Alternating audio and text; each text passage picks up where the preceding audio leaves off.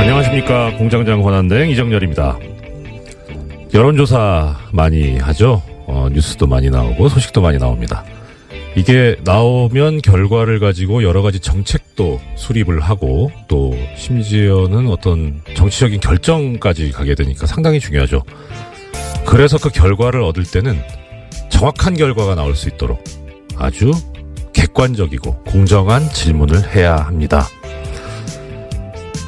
그러니까 답을 미리 내놓고 이런 답을 유도하는 그런 식의 질문을 하면 안 된다는 거죠. 그런데 어제 나온 미디어오늘 기사가 눈에 하나 띕니다.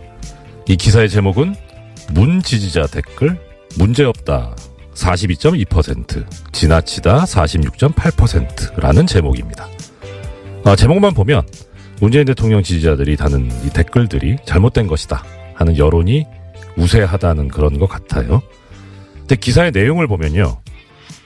이런 답의 근거가 된 질문이 이렇게 되어 있습니다.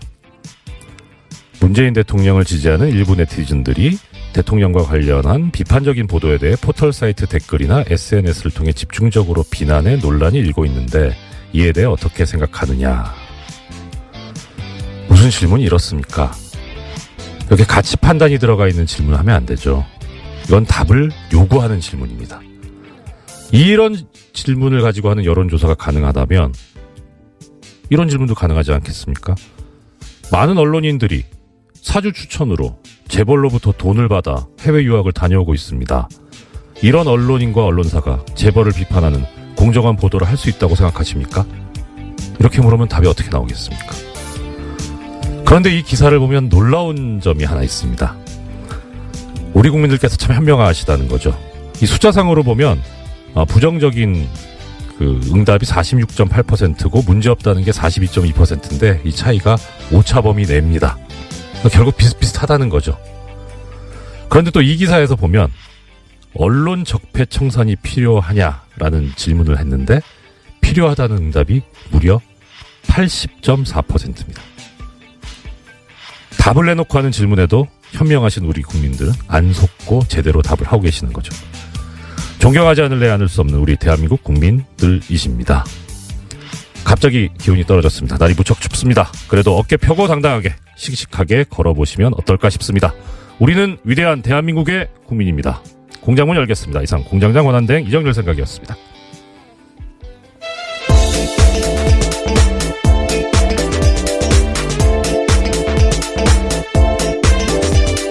예, 시사인의 김은지입니다. 장자연 씨 사건 전문기자. 언제부터 제가 그렇게 된지는 조금 당황스러운데요. 예, 열심히 취재하라는 뜻으로 알겠습니다. 예, 어제 저 화제 중에 하나가 요즘 뉴스공장 관련된 분들 저 실시간 검색어에 많이 올라가셨어요. 근데 특히 장자연 씨. 네, 그렇죠. 어제 하루 종일 실시간 검색어였는데요. 네. 관련해서 청와대 청원 게시판에는 어제 하루만 해도 1000건 넘는 게시글이 올라왔다라고 합니다. 1000분이 동의를 했다는 게 아니라 1000건? 예, 그렇죠. 글 자체가 1000건이 올라온 건데요. 이야. 특히 유력 인사에 대한 수사가 제대로 이루어졌는지에 대해서 규명해야 된다라는 목소리 커지고 있어서요. 예. 검찰 과거사위에서는 오는 1월 안에 장치 사건에 대해서 재수사 여부를 결정한다라고 합니다. 아니, 이 정도면 결정하셔야 되는 거 아닌가 싶은데요. 그런데 1000건이면 어떻게 보면 많다고도 볼 수 있지만 이거는 한 군데 좀 집중해서 몰아야 되지 않을까 싶기도 한데요. 청와대 대합을 나오려면요 20만 명 이상이 지금 해야 돼서요. 예. 그것이 아니더라도 어쨌거나 검찰 과거사위가 이 사건 자체를 재수사할지에 대해서 검토한다고 하니까 어떻게 여론이 움직일지도 중요한 부분일 것 같습니다. 제 생각에는 이 장자연 씨 사건 전문 기자이신 왜 얼마 전에 어쩌다가 계속 그렇게 됐습니다. 유시춘 전 장관에서 청와대 청원 게시판에 글을 올리셨잖아요. 예, 유시민 전 장관요. 유시친 선생님은 좀 이따가 나오시죠. 너무 좋아서. 예. 죄송합니다. 예, 유시민 전 장관께서 올려가지고 상당히 많은 호응을 얻으셨는데 그런 이제 전문가 분이 하시니까 많이 알려진 또 이제 말하는 네임드 분이 하시면 많이 좀 나온다.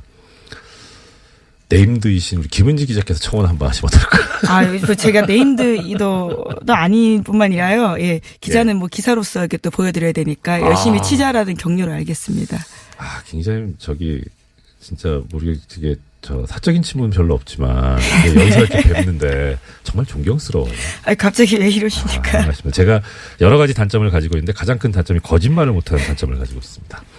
자, 오늘 이제 소식 전해주십시오. 네, 다스는 누구 겁니까? 라는 질문 뉴스공장에서 계속 던지고 있는데요. 이 답을 찾기 위해서 검찰이 본격적인 수사에 들어갔습니다.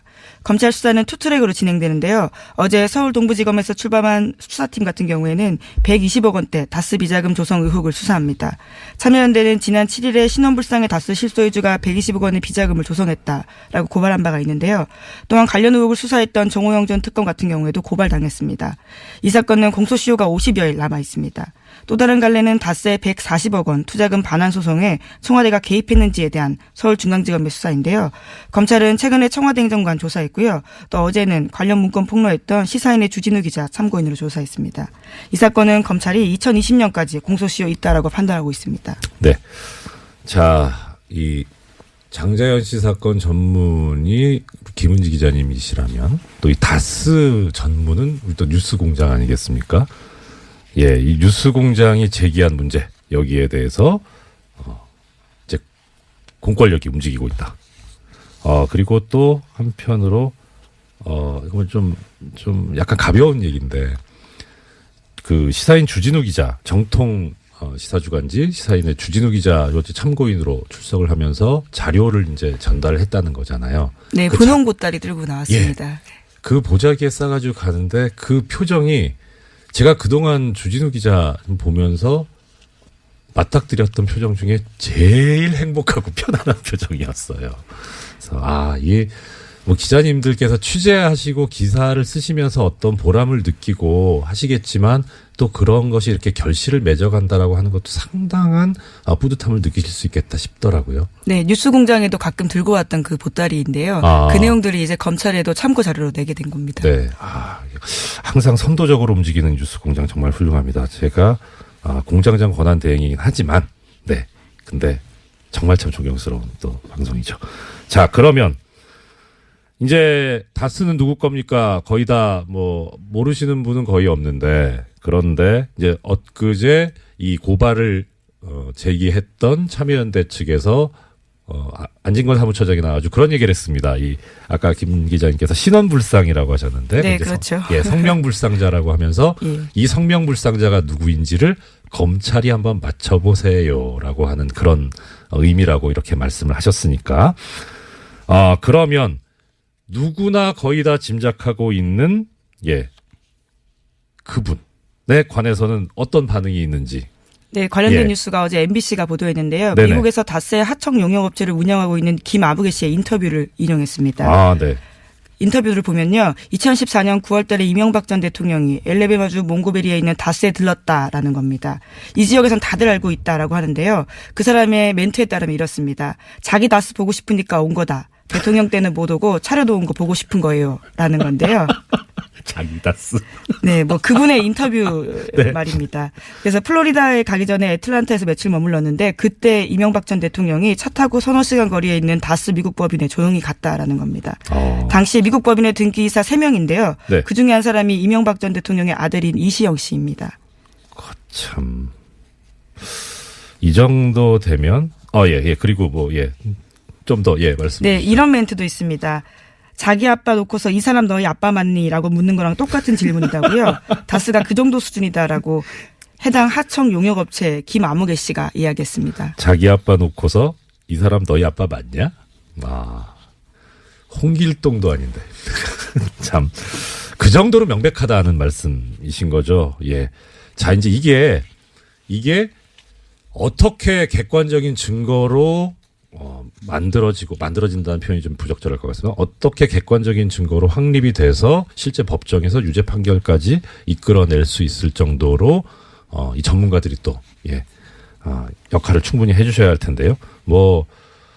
정말 이렇게 이 비전문가들 일반인들이 이렇게 많이 자료와 정보를 제공해 주고 있으니까 당연히 올바르고 실체적 진실에 맞는 결과가 나오지 않을까 뭐 이건 기대해봐도 좋을 것 같습니다. 예, 또 다른 소식은요? 네, 이건희 삼성전자 회장의 차명 계좌가 또 발견됐다라는 MBC 보도가 있는데요. 사정당국 관계자의 발언을 인용했습니다. 네네. 최근 삼성 이건희 회장의 차명 계좌에서 2천억 원 규모의 비자금을 추가로 발견했다라는 건데요. 이 관계자에 따르면 추가 비자금은 은행의 예금 계좌가 아닌 주식 계좌 20여 개가 흩어져 있고 이 회장이 아니라 삼성의 전현직 임직원 명의였다라는 겁니다. 이 같은 경우에는요, 지난 5월 달에 유명 인테리어 업체에 대한 경찰의 압수수색 때문에 드러나게 된 건데, 네네. 이건 회장의 비자금 다시 한번 물망에 오르게 된 겁니다. 아니, 어떻게 하다가 다른 거 뒤지다가 이게 나오게 됩니까? 네, 계속해서 세금 탈루 문제가 있었는데요. 이와 관련해서 시공 이력과 고객 장부를 뒤지다 보니까 거기까지 가게 된 거다라고 합니다. 여기 이 업체는 그러면은 고객이 삼성이었다는 겁니까? 네, 그렇죠. 야, 부럽다. 네. 예, 물론 당시에는 이 회장 자신도 가족도 아닌 제3자의 수상한 이름이 있었다라고 하는데요. 네. 찾아가다 보니까 네. 이건희 회장 쪽이었다라는 겁니다. 그럼 이분은 몰랐을 수도 있겠네요. 뭐 그건 그렇고. 자, 그러면 우리가 이제 뭐 약간 궁금해하는 거는 그거죠. 도대체 재산이 얼마지? 그중에 차명은 얼마지? 하는 그런 생각이 드는데 대략 지금 김 기자님께서 아마 알고 계시는 파악하고 계시는 규모는 어느 정도 됩니까? 네, 2008년에 조준웅 특검이 찾아낸 적이 있는데요. 네. 네, 그때만 하더라도 4조 4천억 원에 달했다라고 합니다. 그런데 4조? 예, 4조가 넘습니다. 헐. 예, 차명 재산만 그러한데요. 그것도 차명. 예, 그렇죠. 헐. 예, 그런데 그러니까 어제 MBC에서 보도한 것들은 그 외의 재산이 더 있다라는 거고요. 예. 오늘 아침 한겨레 신문 같은 경우에는 최소 5천억 원 이상의 비자금이 추가로 확인됐다라고도 보도했습니다. 그러니까 금액이 계속해서 올라가고 있는 겁니다. 아유, 그럼 차명만 또 최소 5천억이 추가 비자금이 확인됐다고 5천억 원, 5천 원만 있으면 순댓국을 먹을 수 있는데 5천억이면 감이 안 오는. 예, 너무 많은 돈이어서 사실 감이 오지 않는데요. 예. 그런데 한겨레 신문에서 또 눈에 띄는 내용이 있습니다. 경찰이 네네. 계속해서 수사를 하고 있는데 예. 최근에 법원에서 삼성 임직원 개개인의 계좌 추적을 위해서 추가 압수수색 영장 발부해달라고 했는데 이것을 기각했다라고 합니다. 이거를 지금 말씀하시면 안 되고 공장장님 계실 때 말씀하셔야 제가 한 번이라도 더 영장 해설을 해주시는데요. 예, 참 갑갑하죠. 네, 예, 그리고요. 네, 그래서요. 이것은 이제까지 2008년 말씀드렸던 것처럼 조준웅 특검 때 찾았던 돈과 다른 것들이어서요. 계속해서 비자금 규모가 얼마나 늘어날지는 아직까지도 가늠이 안 되는 상황입니다. 예, 총수란다. 네, 공장장이죠. 예, 직업이 여러 개입니다. 예, 공장장께서 제작했던 저수지 게임 있지 않습니까? 애청자 여러분들께서도 많이 들어오고 아시겠지만 이 저수지 게임이 이제 이명박 전 대통령의 어떤 재산 형성과 관련된 그런 건데 이 저수지가 또 삼성의 저수지는 또 따로 있을 테니까. 근데 정말 저수지라는 말이 어울리지 않나. 차명만 4조면 실제 전 재산은 얼마일까요? 그리고 마음속으로는 그것이 우리 국민들이 저도 사실 지금 보이는 라디오로 영상을 보이는 라디오 아니죠? 영상이 따로 올라가는데 보시면 제 노트북이라든가 폰이라든가 다 그 계열 제품이거든요. 이렇게 사랑하는 애정하는 그런 기업인데 이게 적법하게 정당하게 재산이 형성되었을 거라고 믿습니다. 정말 그러길 바랍니다. 예, 또 다음 소식은요? 네, 이정열 대행의 역할이 또 필요한 뉴스인데요. 아이고, 네. 네, 구속된 우병우 전 민정수석이 법원에 구속적부 심사를 청구했다라고 합니다. 저런. 구속적부심은 구속이 합당한지 법원에 다시 한번 판단을 맡기는 절차인데 뉴스공장에서도 몇 번씩 전해드린 바가 있습니다. 네, 그렇습니다. 우 전 수석의 검찰의 세 번째 구속영장 청구 끝에 구속된 지 열흘 만에 이런 행위들을 한 건데요. 우 전 수석은 지난해 7월 달에 추명호 전 국정원 국익정보국장에게 자신의 비리 의혹을 감찰 중이던 이석수 전 특별감찰관 등에 대해서 불법 사찰하고 지시한 그 결과로 비선 보고받은 혐의로 구속된 바가 있습니다. 네. 자, 이게 그런데 지금 세간의 관심을 끌고 있는 것은 담당 재판부가 뉴스공장에서도 몇 번 말씀드렸습니다만 담당 재판부가 서울중앙지방법원의 경우에 구속적부심 사건은 형사수석부에서 전담을 하고 있기 때문에 근데 거기서 하도 엉뚱한 결정이 자꾸 나오니까 이 우병우 또 풀리는 거 아니냐. 근데 보도에 의하면 이 담당 재판부가 바뀌었다라는 거죠. 네, 신강렬 부장판사가 우전수석과 대학 사법연수원 동기여서 사건 재배당을 요청했다라고 합니다. 이렇게 기사가 나오는데 이 기사는 반은 맞고 반은 틀립니다. 왜냐하면 이렇게 기사가 나오면 어떤 느낌이 드냐면 사건의 공정함을 위해서 피해갔구나라고 생각이 들잖아요. 그러니까 이 신강렬 부장판사를 옹호하는 듯한. 예. 근데 그게 아니고요. 법관의 사건 분담과 재판 내규, 뭐 사건 재배당에 관한 예규에 보면 대리인이나 변호인 같은 사건 관계인이 사법연수원 동기인 경우에는 사건을 하지 말고 재배당 요청, 다른 재판부로 옮기라고 그렇게 규정이 있습니다. 원래 있는 규정이다라는 말씀이신 거죠? 예, 원래 그렇습니다. 네. 예. 그런데 이제 하물며 지금 여기서 지금 대리인이나 변호인이 아니라 바로 당사자잖아요. 재판 당사자. 그러니까 대학 이거는 관계가 없고요. 사법연수원 동기인 게 그 요건에 해당이 됩니다. 그래서 넘어간 건데, 자, 이제 또 재밌는 것은, 그럼 이렇게 해서 재배당을 하는 경우에 보통은 어디를 가냐면, 대리재판부라는 곳이 다 법원마다, 재판부마다 지정이 돼 있습니다. 언제냐면, 휴가를 가거나, 갑자기 이렇게 일이 터졌다거나 할 때, 그때 그 담당 재판부에 결혼이 생겼다 그래서 재판을 안 할 수는 없잖아요. 그러니까 이 경우에는 그러면 대리하는 재판부를 다 지정을 미리 해놓습니다. 그래서 그 대리재판부에서 하는데, 그러니까 이게 재배당을 해서 넘어가게 되면 그 대리재판부에서 해야 돼요. 대리재판부가 형사수석부 같은 경우에는 형사 1부입니다. 네, 예. 휴가를 갔다라는 보도가 있던데요. 부장이 휴가를 갔어요. 어떻게 그렇게 성견지명이 있는지. 그래서 지금 이게 형사 2부로 갔습니다. 그래서 어제 보니까 이 형사 2부 재판장, 이우철 부장판사가 실시간 검색어에 올라가더라고요. 저는 처음에 모르고 실검만 보고 있는데 이 이우철 부장판사님 잘 압니다. 예. 그래서 뵌지는 좀 됐어요. 뵌지 제가 법원 퇴직하고 뵙지는 못했는데, 일단 많이들 궁금해하시죠. 어떻게 될 것 같냐? 저는 점쟁이가 아니라서 예측 전문, 예상 전문 이런 건 아닌데, 이우철 부장판사가 제가 알고 있는 모습 그대로라면 이 우병우 전 수석의 구속적부 심사 청구는 기각될 겁니다. 이분은 스타일이 정말 법대로 합니다. 그리고 법대로 하는데 그게 어떤 형태로 나타나냐면 개인의 자유와 권리 이쪽을 가급적 많이 보장하고 옹호하는 쪽인데요. 싫어하는 게 뭐냐면 권력을 사적으로 쓰는 겁니다. 지금 우병우 전 수석 같은 경우에는 그런 얘기 나오잖아요. 민정수석으로서의 권한을 사적으로 이용해서 자신을 사찰하는 사람을 역사찰하는 거잖아요. 그렇기 때문에 상당히 근데 문제는 뵌지 좀 돼서 그 이후에 혹시 생각이 바뀌었을까 하는 걱정이 있습니다. 아무튼 사실 이게 사법 신뢰도를 저하하는 발언이어가지고 좀 조심스럽긴 한데요. 현실이긴 하니까 어쩔 수 없다고 말씀을 드리는데, 대진운이라는 게 있어요. 재판도요. 그러니까 이게 이게 가급적 이거 고귀한 품격 있는 방송에서 이런 용어 쓰면 안 되는데, 재판부 운빨. 예. 제가 본 중에 재판부 운빨이 제일 좋았던 분이 김용판 전 서울지방경찰청장입니다. 그쪽 계열만 잘 타고 갔어요. 네, 2012년에 대선 개입 혐의로 재판을 받은 바가 있죠. 올무죄 나왔습니다. 올무죄 나왔죠. 근데 정말 어떻게 이런 진짜 운이 정말. 네, 그리고 나서 출마 선언까지 했었던 적이 있는데요. 경선을 통과하지 못했었습니다. 그랬었죠. 그런데 이제 이 재판부 운빨이 안 좋은 분 중에 또 한 분이 제가 기억하는 두 분인데요. 한명숙 전 총리, 그다음에 정봉주 전 의원.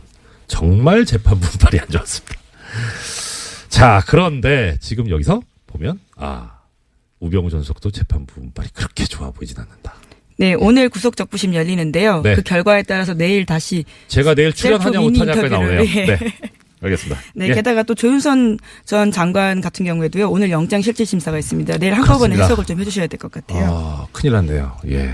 저 오프닝 써야 되는데. 네, 네. 공장장처럼 셀프 미니 인터뷰를 하시는 방법도 있습니다. 알겠습니다. 예, 다음 소식이요. 네, 검찰이 2013년에서 2014년 국방부의 국군사이버사령부 정치관여 의혹 관련해서요. 수사가 축소 또는 은폐됐다라는 정황을 포착하고요. 본격 수사에 착수했다라는 경향신문 보도입니다. 검찰 안팎에서는 유모 전 국방부 정책실장이 당시 국방부의 부실 조사를 주도했다라고 보는 것으로 전해진다고 합니다. 참, 이 군 문제는 접근하기가 쉽지가 않은데 계속 이렇게 나오는데, 예. 어떻든 지금, 이 얘기는 김관진 전 국방부 장관이 새 혐의로 조사를 받을 수 있다. 이게 상당히 희망적인, 얘기 아닐까 싶네요. 예, 그 가능성이 커지고 있다라고요. 오늘 네. 아침 경향신문이 보도했습니다. 네. 자, 시간이 한 3분 남았는데, 우리 장자연 씨 사건 전문 기자이신 김은지 기자님 계시고, 그다음 다스 사건 전문 방송인 뉴스공장에 있는데, 저도 대행시켜 주신 김에 제가 그거 됐잖아요. 삼성 언론장학생 전문이 얼떨결에 돼버렸는데, 그 말씀 오늘 드려야지, 안 그러면 애청자님들한테 혼날 것 같습니다. 약속을 해서요. 지금, 어제 제가 잠깐 말씀을 드렸었는데, 그저께 처음 말씀을 드리기 시작해서 약간 좀 기대 반, 포기 반 했었긴 했어요. 마음속으로는. 근데 그제가 이제 휴일이었으니까 어제 보도가 나오겠냐 싶었는데 어제 뉴스공장이 상당히 뜨거운 반응이 돼 있었었는데 기사가 하나도 안 나왔어요. 삼성 언론장학생. 애청자 여러분, 지금이 아니더라도 한번 삼성 언론 장학생이라고 한번 포털에서 검색해 보십시오. 그러면 기사가 하나도 없습니다. 그런데 블로그나 SNS는 너무나 뜨겁습니다. 이게 과연 제대로 된 보도냐 하는 그런 생각이 드는데요. 오늘 시간이 1분 남아서 하나만 말씀드릴게요. 재미있는 기사가 하나 있습니다. 아까 제가 미디어 오늘 그 여론조사 관련해서 말씀드렸었잖아요. 미디어 오늘이 지금 언론인들이 돈을 받고 이렇게 가는 그런 거에 대해서 한번 비판을 했던 기사를 실었던 적이 있습니다. 2005년에. 예, 2005년에 그 기사가 쭉 실리고 재미있는 것은 그 마지막에 보면 96년부터 2005년까지 사이에 그 삼성 언론재단에서 해외 연수를 보낸 언론인 명단을 실어요. 이 기사 자체는 2005년 8월 24일 날 미디어 오늘에 실린 제목은 삼성 언론재단 최대 연 5억 원 해외 연수 지원이라는 기사고, 근데 기사 자체는 그렇고, 맨 마지막에 보면 관련 기사로 삼성 언론재단 해외 연수 언론인 명단이 실려 있는데, 이 링크를 클릭하잖아요? 기사가 삭제돼 있습니다. 거참, 왜 그랬을까? 궁금합니다. 예, 지금까지 장자연 씨 사건 전문 기자 시사인의 네, 김은지였습니다. 감사합니다. 네, 고맙습니다.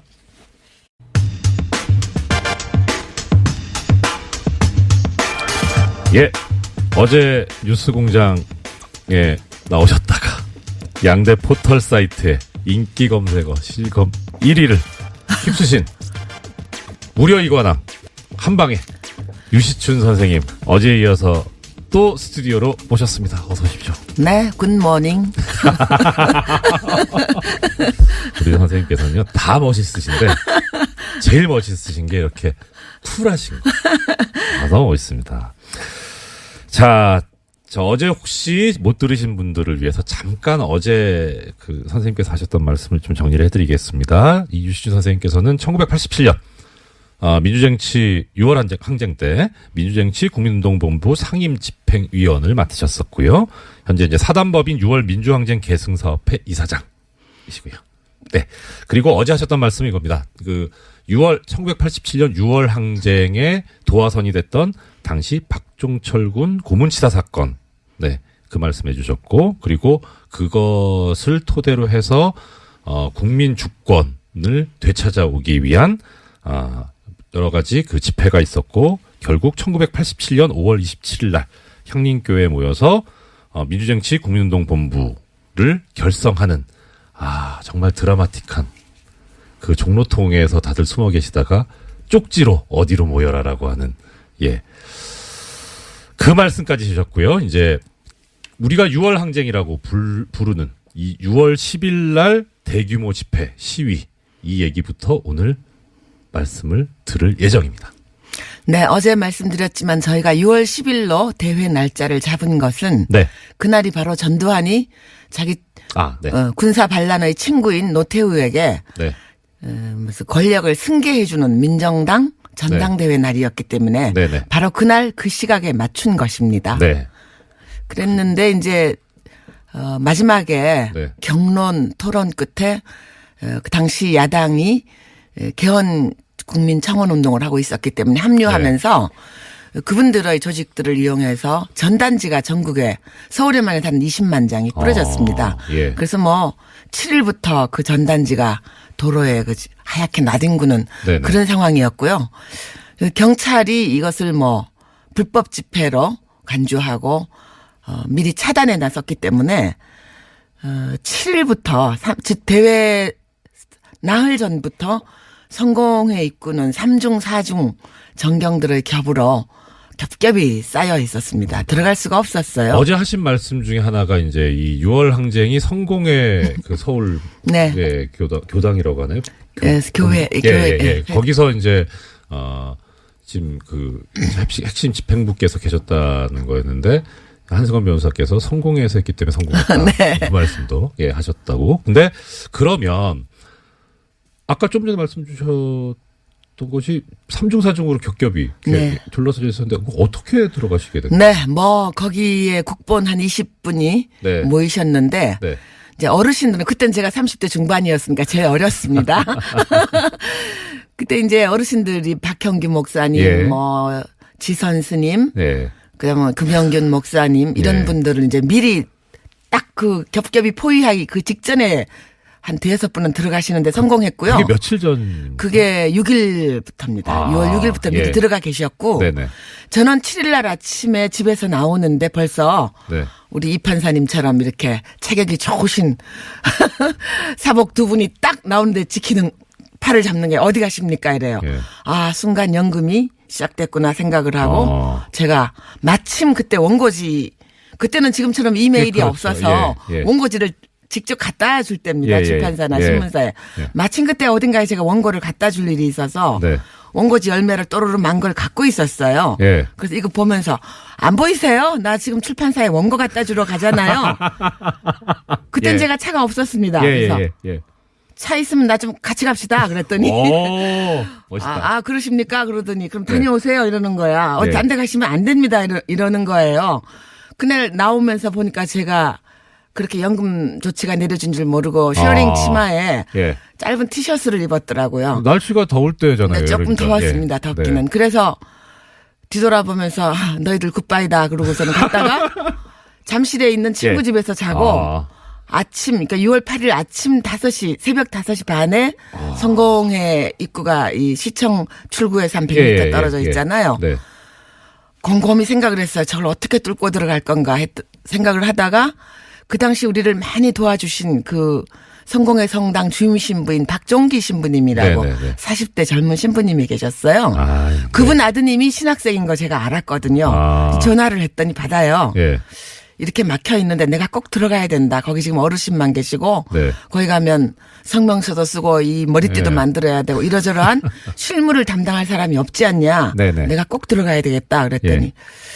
그럼 한번 생각해 보자고. 그래서 내가 그러면 새벽 기도회가 늘 있으니까요. 내가 그럼 피아노 반주자인데 늦은 걸로 꾸미고 헐떡거리고 갈 테니까 네가 얼른 나를 끌어다오. 그렇게 하고서는 갔는데 지금도 그 카페 노천 카페에 조그만 쪽문이 있죠. 네. 글로 갔어요. 갔더니 뭐 삼겹사겹 에워싸고 있죠. 그래서 내가 숨을 막 헐떡거리면서 가서 나 큰일 났어요. 지금 신부님한테 쫓겨나게 생겼어요. 나 지금 피아노 반주자인데 지금 기도 시작됐는데 진짜 혼나게 생겼네. 그러고 쭝얼거리고 있는데 그 박종기 신부님 아드님 지금 신부님이 되셨습니다. 예. 그분이 나오시더니 왜 이렇게 늦었어요? 그러고선 손을 콱 잡아당기니까 하는 사이에 그 쪽문을 통과해서 제가 들어갔습니다. 이제 외람된 말씀인데 지금 선생님이 발연기를 믿었단 말이에요. 그렇게 했고요. 그리고 하는 사이에 들어갔고요. 가보니까 이제 몇 분이 들어와 계셨고 이제 그날 8일 날, 뭐, 신문 방송에 난리가 났죠, 전부. 그렇죠. 그날 이제 고인이 되셨습니다만, 양순직, 그 당시 야당 총재하신 분이 당직자의 도움을 받아서 한영애 씨라고 그때 이어버리셨는데 그분하고 같이 계셨죠. 그 옆에 수녀원 담장을 타고 내려오셨고요. 그 다음에 그때 농민운동 하시던 서경원 의원님 계셨는데 그분은 좀 생기기도 농부처럼 생기셨잖아요. 네. 그래서 청소부 복장을 하고 빗자루 들고 청소부인 척하고 들어왔고요. 그렇게 뭐 그 기기묘미한 방법으로 모여서 거기서 3박 4일 동안 박정기 신부님의 사제관에 있는 모든 와인과 쌀과 음식을 다 축내고 밥도 제가 거들어줬고요. 뭐 그 사제관 안에 있는 모든 음식을 저희들이 다 먹어치웠습니다. 그러니까 뭐 선생님께서 지금 그렇게 말씀하시지만 사실 외부하고 이제 이게 완전히 단절되어 있었습니다. 그러면 지금처럼 뭐 핸드폰도 없고요. 그렇죠. 더군다나 이 뭐 휴대전화도 없었고요. 유선전화에만 의지를 했는데 밖으로부터 완전히 모든 것이 통신과 만남과 모든 것이 다 두절된 상태에서 사흘을 보냈지만 바빴습니다. 그 안에서. 현수막도 걸어야 되고 머리띠도 만들어야 되고 성명서도 써야 되고. 근데 어찌어찌 알고 동아일보에 유일하게 그날 저희들 사진이 났는데요. 그 얼리버드들은 일찍 일어나서 어찌어찌 알고 동아일보하고 제 기억으로는 두 군데 신문사 기자들이 들어와서 유의하게 그때 사진이 있습니다. 그 당시 신문을 보면. 그 참 이렇게 참 가볍게 말씀하시지만 그때를 생각해 보면. 그때도 즐겁게 했습니다. 또 이렇게 그러니까 즐기는 사람을 이기지 못한다고 하잖아요. 그러니까 정말 선생님께서 이렇게 말씀하시는데. 그게 아마 성공의 원동력이 아니었나 싶습니다. 지금 1710님께서 신부님이 무슨 아드님이 있으시냐. 성공회는 신부님이 결혼을 하십니다. 그 성공회의 그 영국 캐더릭이죠. 그러니까. 그렇게 허용이 돼 있어서 방금 지금 저 댓글을 봐서 좀 여쭤봤습니다. 그 신부님이 적극적으로 도와주시던 분이었는데 하느님께서 어떻게 그렇게 아름다운 분들을 일찍 데려가시는지 일찍 돌아가셨고요. 오늘 아침 무척 그립습니다. 그러게 말입니다. 자, 그러면 이제 들어가셨습니다. 뭐 들어가시는 것도 참 여러 가지 우여곡절이 있었고 참 뭐 대단합니다만은 이제 또 들어가셔서 아까 얼핏 지나가시는 것처럼 말씀하셨는데 저 사실 제일 궁금했었던 게 그거거든요. 가벼운 질문으로서 보통 이쪽 일하시는 분들이 약초를 참 많이 드시고 좋아하시는데 어떠셨을까 했는데 먼저 말씀하셨어요. 근데 와인이 신부님들이 와인은 좀 드시더라고요. 그래서 그게 혹시 미사주로 쓰이는 기 때문에 죽겠다. 많이 갖추고 있다고 그럽니다. 그럼 뭐 성공회도 예배라고 하나요? 예배 드리죠. 네네. 그 예배 주일 예배를 드리죠. 써야 되는 와인인데 그건 어떻게 해결이 됐나요? 이하는 생략하겠습니다. 죄송합니다. 너무 질문이 깊게 들어간 것 같습니다. 자, 그러면 가셔서 이제 여러 가지 얘기 중에 그런 말씀을 들었습니다. 성공의 그 성당 종로에 올라가셔서 종을 42번을 치셨다. 네, 그날 상황을 말씀을 드리자면 잠시만요. 그게 며칠 상황이에요? 10일 12시 정오에. 정오에. 기사에는 보면은 뭐 오후에 쳤다는 얘기인데 12시예요. 그때가 바로 전두환이 노투우에게 그 권력을 승계해주는 전당대회가 열리는 시각이었습니다. 제가 민주화 운동에 몸담으면서 작가이기 때문에 많은 성명서를 썼는데요. 그날의 짧은 성명을 평생 기억하고 있고요. 제 기억에 가장 뚜렷한 날입니다. 직접 썼죠. 아주 짧게 썼습니다. 지금도 기억을 하는데요. 지금 이 시각 진행되고 있는 반민주적, 반역사적 사기극을 즉각 국민의 이름으로 중단할 것을 요구한다. 이렇게 이제 성명서를 낭독을 하고 지선 스님 그때 백양사 주지로 계셨던 지선 스님과 제가 함께 종로에 올라갔습니다. 아마도 그 교회에 생긴 100년 또는 앞으로도 이교도인 스님과 여성이 그 종로에 올라가는 건 아마 전무후무한 일일 것인데요. 성공 입장에서 그렇겠네요. 다행히 허락을 해 주셨고요. 아마 박 신부님이 그것 때문에 많은 비난을 감수하셨던 것 같습니다. 죄송한 일이지만 그냥 어쩔 수 없었던 일이고요. 역사를 만드셨네. 네. 그리고 올라가서 42번의 타종을 한 것은 네네. 우리가 분단된 지 42년이 되었고요. 이 분단을 자양분으로 삼아서 남과 북의 독재를 강행하고 있는 남북의 독재자 모두에게 국민의 경종을 울려드린다는 의미로 타종을 했습니다. 선생님, 그리고 우리 애청자 여러분, 저나 우리 스태프진들 먹고 살아야 되기 때문에 네. 한 말씀 올리겠습니다. TBS 정찬영 대표님도 당시 그 부근에 거기 계셨습니다. 네. 예, 그 이야기 꼭 전해야 된다고. 네. 감독님 잘했죠? 자, 이 6월 항쟁이 특징이, 네. 그러니까 어제 이제 말씀하실 때 사실 고립됐었다. 네. 그래서 그렇게 성공적이지가 못했는데 6월 항쟁 때는 일반 시민들이 상당히 많이 또 네. 넥타이 부대라고 그때 명명이 됐었는데, 그 이유가 뭐라고 네. 생각하세요? 우선은 우리 국민들의 민주화 열기가 뜨거웠고요. 그것이 네. 가장, 기본에 깔려 있는 것이었고요. 네네. 그다음 그 당시의 물리적인 상황을 좀 말씀드리면. 네. 88 올림픽을 기해서 예행 연습을 하느라고 처음으로 서머타임제가 네. 적용이 되고 있어서. 네. 6월 중순에 6시라는 건 해가 하늘 가운데 있을 때입니다. 그렇죠. 더욱이. 집회가 열리고 있는 성공회 주변의 광화문역, 시청역, 서울역은 전철과 버스가 정차하지 않고 그냥 통과했습니다. 그러니 그 주변에 있는 모든 셀러리맨들이 예. 직장인들이 해는 하늘 가운데 쨍쨍한데 예. 버스와 지하철은 정차하지 않습니다. 예. 어디로 올라왔겠습니까? 다 지상으로 올라와서 예. 함께 외치지 않았겠습니까? 네. 그래서 그때 아마 또 국본이 저희들이 가장 고심했던 부분은 어떻게 하면 예. 이것이 민주화 운동권을 넘어서 일반 시민의 참여를 광범위하게 다양한 형태로 이끌어낼 건가. 네. 제일 고심을 했었는데 그래서 시작도 운동가 대신 애국가로 시작하고. 맞습니다. 네. 지금은 이름도 명예도 없이 그걸 많이 예. 알고 있지만 그 당시는 잘 몰랐기 때문에 애국가로 시작했고요. 서 있는 그 자리에서 참여할 수 있는 방법. 네. 차 안에 있는 사람은 경적을 울리고요. 여성들은 길거리에서 수건을 꺼내서 흔들고요. 예, 예. 그리고 뜻부전 뉴스를 거부한다는 의미로 9시에 일제히 소등을 하고 예. 또 사찰에서는 종을 치고요. 이런 국민 여러분들이 생업 현장에서 참여할 수 있는 다양한 참여 방법을 개발한 것도 그렇죠. 주요했다고 봅니다.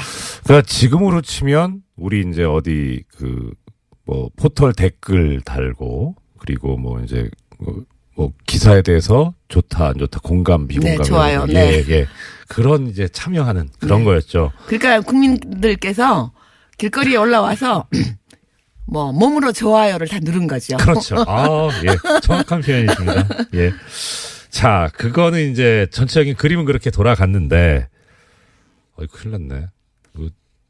하루 더 해야 됩니다. 안 됩니다. 예, 여기 0919님께서 본인께서 이제 참석하셨던 아주 경험담을 지금 문자로 보내오셨습니다.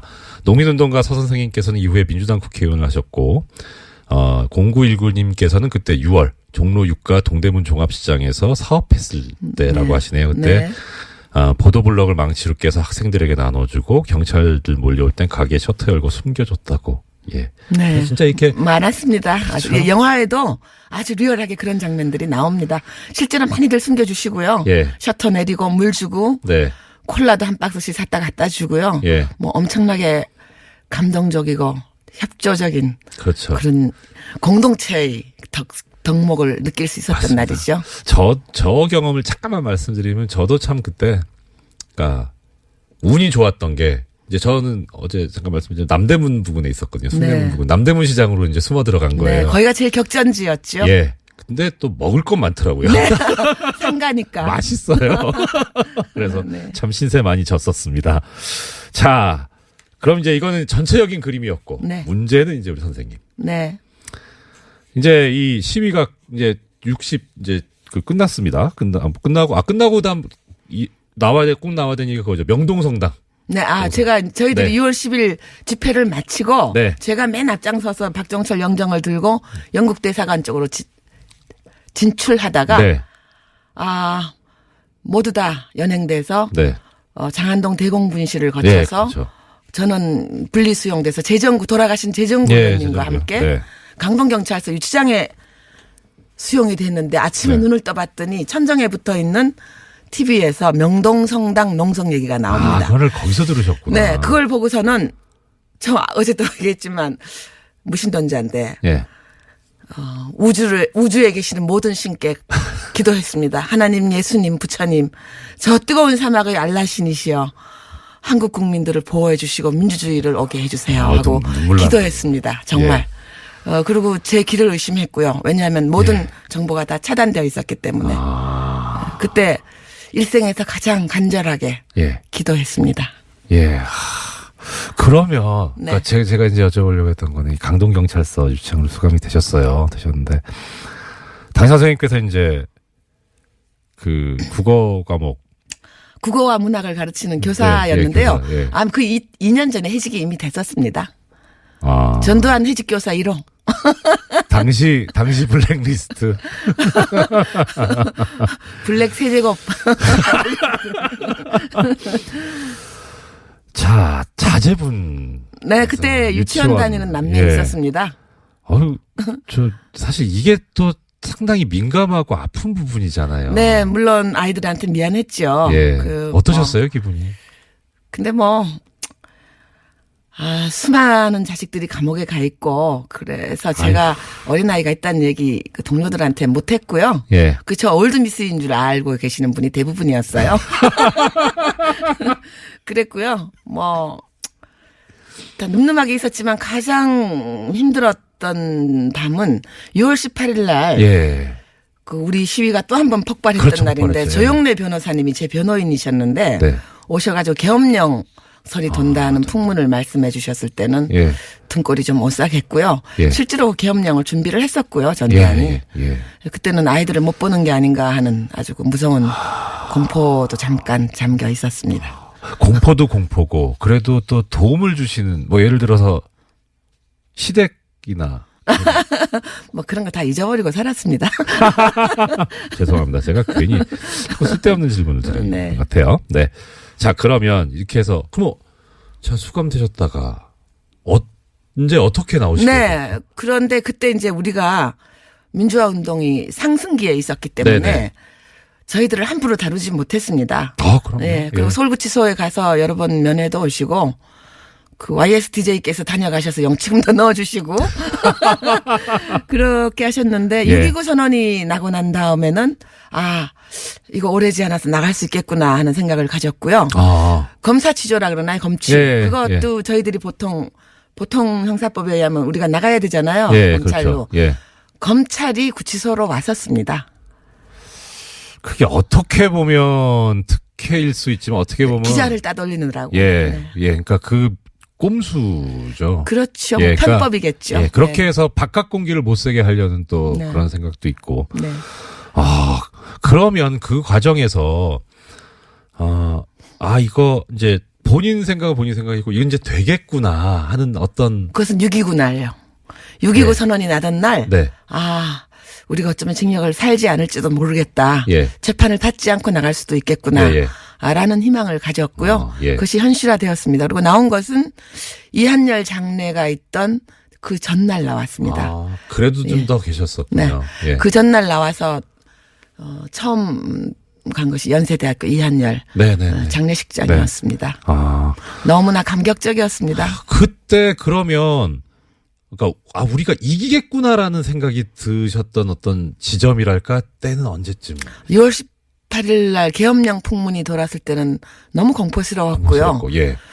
광주에서 그런 학살을 감행한 집단이니 무엇을 못하겠습니까? 맞다. 근데 제가 보기에는 그때 계엄령 다 시나리오가 있었는데 미국이 모종의 역할을 했던 것 같고요.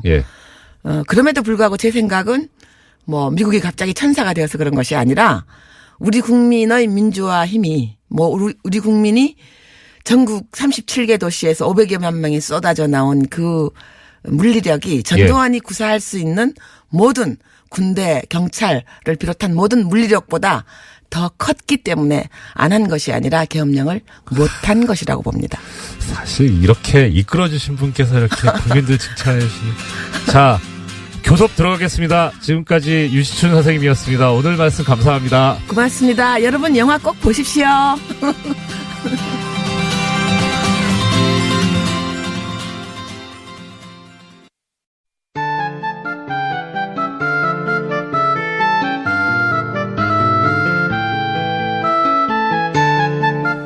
네.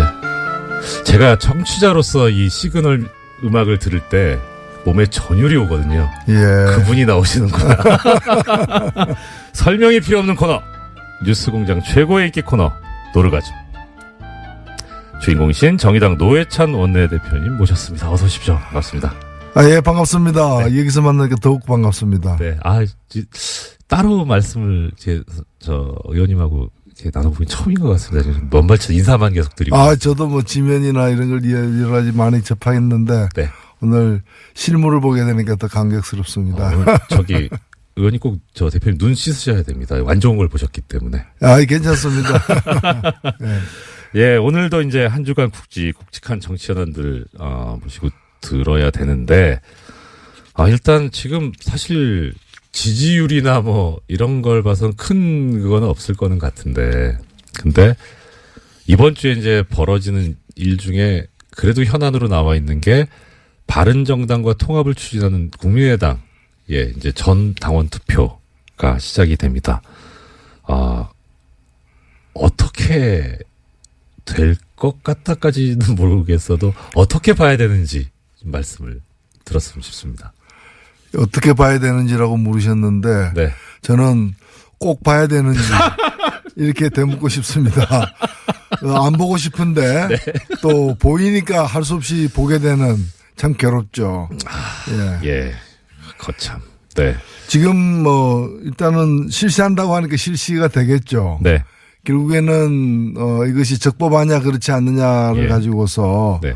결과를 또 투표를 한 것은 어떤 결과이든 승복이 돼야 되는데 이거는 승복 안 될 게 분명하지 않습니까? 결과가 어떻게 나오든 간에 승복하지 그렇죠. 않을 게 분명해 보이고 절차상 이제 하자도 있는 것이고 그리고 무엇보다도 이제 이게 유효하냐 유효하지 않느냐에 대한 법적인 어떤 다툼까지도 비화되고 있는 네. 상황이어서 네. 눈 뜨고 참 보기 힘든 광경이다. 눈이 무슨 죄인가 이런 생각. 이런 질문이 적절할지 참 의문이긴 한데 만약에 네. 대표님께서 바른정당 쪽이다라고 하면 이 통합의 파트너지 않습니까? 네. 기분이 어떠실 것 같으세요? 바른정당은 뭐 사실은 객관적으로 볼 때 표정 관리하고 있는 거죠. 몹시 즐거운 상황이죠. 왜요? 저기 파트너인데 좀 그래도 아니 그러니까 규모는 훨씬 적지만 네네네. 바른당과 통합을 하겠다고 지금 덤벼드는 거잖아요. 그걸 가지고 집안 싸움 하고 있는 거잖아요. 예. 집안 싸움 하고 있는 거기 때문에 이렇게 되든 저렇게 되든 바른당의 몸값은 이제 좀 더 높이 평가되는 거고 최근에 여론조사를 보면 그걸 또 말해주고 있다고 보여집니다. 그 과정에서 몸값을 높일 수 있다. 몸값이 높아져 가고 있는 거죠. 네. 다소. 그렇군요. 자, 그럼 이든 저든 하여튼 통합이 된다고 쳤을 때 그 여론조사에 의하면 2당까지 될 수 있다. 근데 그럼 방금 이제 통합이 될 수 있다고 말씀하셨는데 아니 된다면요. 된다면. 근데 통합에 이르는 과정이 이제 험난할 것 같아요. 네네. 이제 고난의 행군으로 보여지는데 고난의 행군. 일단은 전 당원 투표를 한 거는 지금 이제 안철수 대표에 대한 이제 재신임 투표거든요. 네네. 명목 자체가 재신임 합니까? 하는데 찬성합니까? 반대합니까? 그걸 묻는 것이고 설사 그것이 찬성으로 나오더라도 그것이 곧 통합에 대한 찬성 반대는 아닌 거죠. 그렇죠. 통합 그 자체는 이제 당헌에 따라서 전당대회에서 결정돼야 되고 또 전당계 소집이 적법하냐 그렇지 않느냐 또 어떻게 소집하느냐 이런 가지고 또 논란이 계속될 것이고 그래서 이 논란이 음력설까지 갈 거 아니냐. 2월까지도 갈 것 같고요. 네. 뭐 이 과정은 어쨌든 간에 또 그런 어떤 컨벤셔널 거를 갖게 되는 거죠. 네. 네. 갖게 되는 거고 그런 점에서 보자면은 이 통합이 어떤 옳으냐 그르냐 또는 적법하냐 불법이냐에 따른 어떤 그 소동이 한 달 이상 가게 될 것으로 보여진다 이렇게 생각됩니다. 대표님 좀 죄송한 말씀인데 이 평소에 제가 그 대표님 하시는 말씀 방송으로 들을 때는 정말 그야말로 이제 물 흐르듯이 청산유수셨는데 오늘 중간중간에 약간 끊긴다는 감이 저만 드는지 모르겠는데 그 이유가 정말 이 두 당의 통합에 관심이 없으시구나. 관심 없어서 생각을 안 해보셨는데 왜 나한테 자꾸 이거에 대한 대답을 요구하냐 그런 사실 아니요. 제가 조심스러워서 그렇습니다. 왜냐면은 아무리 그래도 다른 당 내부의 문제인 것이고요. 네. 그리고 그래서 굉장히 이제 말을 또 정확하게 해야 되기 때문에 조심스럽게 얘기를 하고 있습니다. 그러면 오히려 더 정확하게 말씀해 주셔야 되는 부분이 이제 제가 지금 드리려고 하는 질문인데 뭐 다른 당은 다른 당이고 이제 정의당 입장에서 봤을 때 통합이 되느냐 또 통합이 어떻게 되느냐에 따라서 정의당이 이제 앞으로 다가오는 지방선거에 임하는 자세가 좀 달라질 수도 있을 것 같거든요. 더더군다나 많은 그 유권자분들 국민들께서 안타까워하는 부분이 뭐 정의당을 지지하고 안 하고를 떠나서 정의당 지지율 정도의 의석은 최소한 정의당이 가져야 하지 않느냐. 거기에 훨씬 못 미치니까 이게 과연 정당한 것인가라는 그런 문제를 제기하시는 분들이 많으시거든요. 그러니까 최소한 지지율 이상의 어떤 의석이라든가 자리를 확보할 수 있는 어떤 지방선거에 임하시는 정의당의 뭐 방책이랄까 계획이랄까는 어떻습니까? 일단은 뭐 정의당은 이제 두 가지 방면으로 준비를 하고 있는데 하나는 이제 지방선거에서 더 많은 어떤 국민들의 지지를 받기 위해서 좋은 후보들을 발굴하는 일을 우선 한편으로 하고 있고요. 또 다른 한편으로는 지금 이제 잘 보도가 되지 않아서 그런데 이 지방선거 관련된 선거법 개정을 갖다가 지금 정치개혁위원회에서 다루고 있어요. 다루고 있고 저희들도 그에 대한 법안을 내기도 했고요.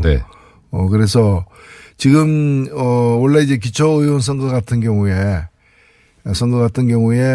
지금 뭐 다당제 현실에 비춰보았어도 그렇고 이제 이 중선거 지금 이제 2 내지 3인으로 주로 뽑고 있는데 이걸 3 내지 5인으로 좀 확대하는 부분과 그다음에 연동형 비례대표제의 정신을 갖다가 반영해서 정당 투표가 지금 기초 광역 두 군데 있지 않습니까?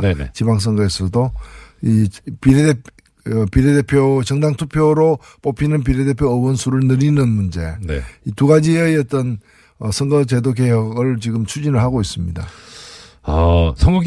선거제도 개혁 말씀하셨는데 사실 이게 어떤 그 정의, 이념의 관점에서 접근할 수도 있지만 냉정하게 보면은 당장 이 선거에 참여하시는 정치 세력의 이해관계가 직접적으로 연결돼 있지 않습니까? 결국 의석에 따라서 이제 결론이 달라질 수도 있는.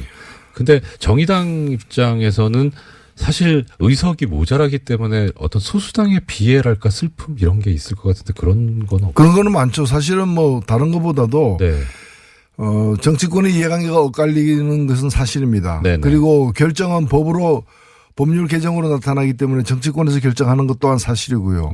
그러나 냉정하게 우리가 봤을 때 누구의 이해관계가 엇갈리냐. 국민의 이해관계가 엇갈리는 거죠.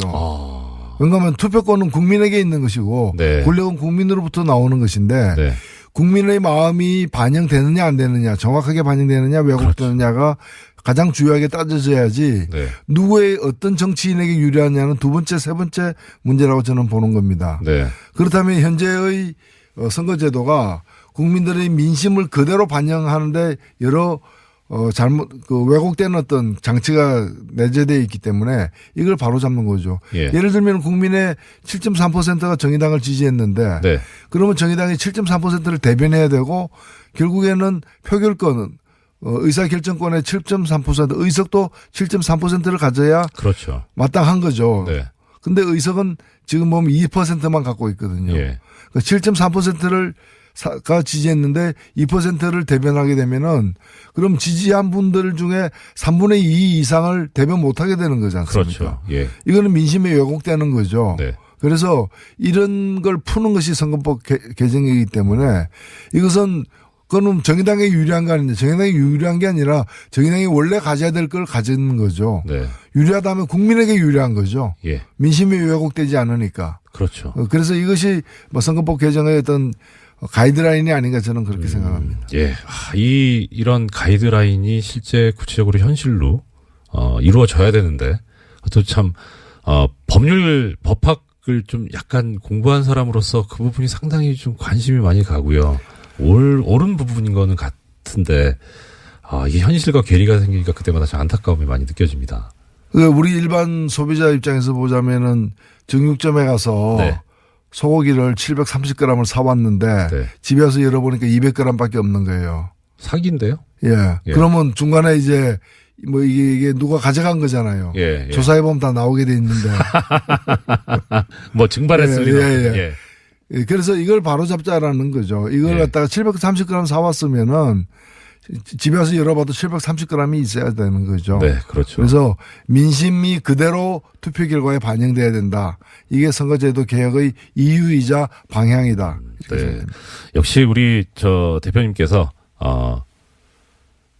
뉴스공장에 나오시니까 예를 소고기로 들어주시네요. 근데 그게 확 공감이 갑니다. 이 자리는 역시 고기와 친화된 자리가 아닌가. 자, 근데 이제 이건 이제 의석에 관련된 문제였고 네. 또 하나는 이제 의석도 이제 의회 문제인데 그 다음에는 이제 지방자치단체장. 예. 이 정의당 관련해서 가장 큰 관심 그겁니다. 네. 뭐 당연히 예상하시겠지만 이 질문을 심상정 전 대표께서 경기지사에 나오시는가. 그 다음에 지금 현재 대표님께서는 지역구가 창원이시지만 예. 원래 이제 서울이셨잖아요. 그래서 서울시장에 혹시 도전을 하시는가? 아니면 뭐 지금 지역구대로 경남도지사에 도전하시는가? 예, 궁금합니다. 예, 뭐 정의당은 그 당원들이 전당원 투표에 의해서 이제 공직 후보자들을 결정하기 때문에 당원들의 마음에 달려 있다. 네. 이렇게 우선 말씀을 드리고요. 에이, 대표님부터 손 놓고 계실 건 아니잖아요. 근데 저는 뭐 지금 아시다시피 제 지역구가 경남 창원입니다. 네네. 창원이기 때문에 제가 뭐 타 지역에 뭐 지방선거 후보로 나선다는 것은 그건 좀 안 맞는 일이죠. 예. 네. 저는 그렇게 생각을 합니다. 예. 그러면 일단 경남도지사는 탈락. 확정 짓기는 또 좀 이른 거 아닌가 싶은데 그러면 아직 심상정 전 대표님의 경기지사 출마라든가 노회찬 대표님의 서울시장 출마는 아직 유보. 제가 유보하는 게 아니고요. 네. 예. 예. 뭐 아직 시간이 있으니까 이제 좀 더 심사숙고하셔가지고 좋은 말씀을 주시지 않을까 싶습니다. 정의당 말씀 잠깐 들어봤고요. 또 하나 이제 관심 있는 정치권 뉴스가 이건 관심의 대상이라기보다 참 일종의 흥미 비슷하게 나오는데 자유한국당 윤리위원회가 유여의 최고위원을 제명하기로 했습니다. 제명 이유가 막말, 해당 행위.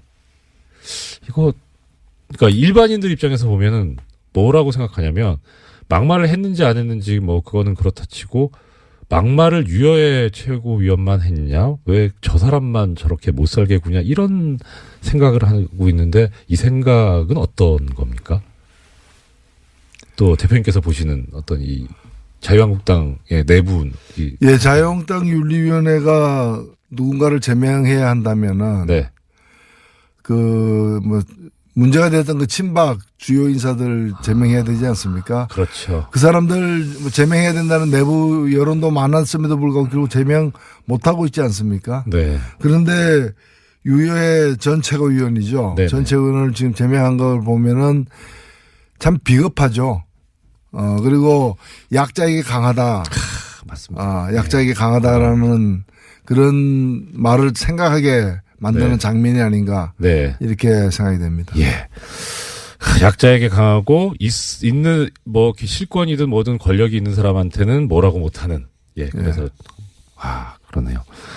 그 자유한국당 관련해서 저 홍준표 대표가 대법원 무죄 확정 판결을 받았습니다. 저 의원님께서 법사위에도 오래 계셨으니까 참 명언을 남기셨죠. 이 법률 관련 사람들한테 항상 이 생각나게 하는 법이 만인 앞에 평등해야 되는데 만 명한테만 평등하다는 명언을 남기셨는데 그렇게 법사위에 계시면서 법사위에 계신 이 경험자로서 이 홍준표 대표의 대법원 판결을 어떻게 보세요? 예, 뭐 홍준표 대표의 대법원 판결은 정확하게 봐서는 그 유죄라는 증거가 불충분하다 이렇게 된 거죠. 네. 사실 죄가 없다라고 확인된 건 아니잖아요. 예, 그렇게 생각하는 사람 본인도 그렇게 생각 안 할 거예요. 예, 본인도 자기가 죄가 없다고 전혀 생각하지 않으리라고 저는 확신하고 있는데. 저기 화장실 가서 웃으실지 모르겠어요. 이거 내 말을 믿네 이러고. 결국에 재판이라는 것이 유죄 무죄를 다투는 것이긴 하지만 실 내용을 보면은 유죄라고 기소되었는데 그것이 기소된 만큼의 죄가 있다는 증거가 확실하냐를 판단하는 것이 이제 판결 아니겠습니까? 네. 근데 이 정도의 증거만 가지고서는 유죄라고 입장하는데 부족하다라고 판결을 내린 거죠. 내렸기 때문에 이 판결을 내린 후에 밖에 나와가지고 나는 무죄다라고 얘기하는 것은 저는 그건 좀 인간의 얼굴로 할 수 있는 얘기는 아니죠. 사실은. 그 얘기까지 나왔지 않습니까? 저기 검찰이 증거를 조작했는데 책임져야 되고 이완구 전 총리 같은 경우에는 진짜 책임을 묻겠다라는 얘기도 했습니다. 근데 그런 식으로 이제 보자면은 결국에 그러면 성완종 고인입니다만은 성완종 전 의원이 유죄고 홍준표 이완구는 무죄다. 지금 이 얘기 아닙니까? 그게 말이 되는 얘기입니까? 참 승복이 안 되는, 그러니까 일반 국민에게 승복이 안 되는 재판인 거죠. 예. 엊그제 이제 보도가 나왔는데 액자 무슨 척당불기인가? 예, 정말 어려운 한자던데요. 그게 이제 당시 정치자금을 전달했다는 경남기업 측의 윤승모 씨의 말에 의하면 그게 의원실에 걸려 있었다라는 말을 했었고, 그런데 그게 의원실에 걸려 있었던 바가 없다는 게 홍준표 대표의 주장이었는데 실제 의원실에 걸려 있었던 동영상이 나왔단 말입니다. 새로운 증거가 나왔다고. 자, 그러면 조금 전에 이제 본인은 알지 않겠느냐 말씀하셨는데 이것도 이제 같은 맥락인 겁니까? 이 액자에 대해서 뭐라고 또 글쎄요, 이제 뭐 그런 더 확실한 증거들이 계속 나온다면은 뭐 재심 사유까지도 될 수도 있겠죠. 될 수도 있고, 그리고 이게 뭐 지은죄는 어디 갑니까? 최근에 뭐 신의 말씀인가요? 신과 함께. 신과 함께. 신과 함께 그 영화에 보니까 재판 끝났다 해서 끝난 게 아니더라. 재판이 또 연이어 남아있다. 그걸 참 다시 일깨워주고 있던데. 그 영화를 이 성완종 메모에 등장한 분들, 그 영화를 보시는 게 좋을 것 같습니다. 한번 또 봐야 되는 영화가 또 하나 늘었네요.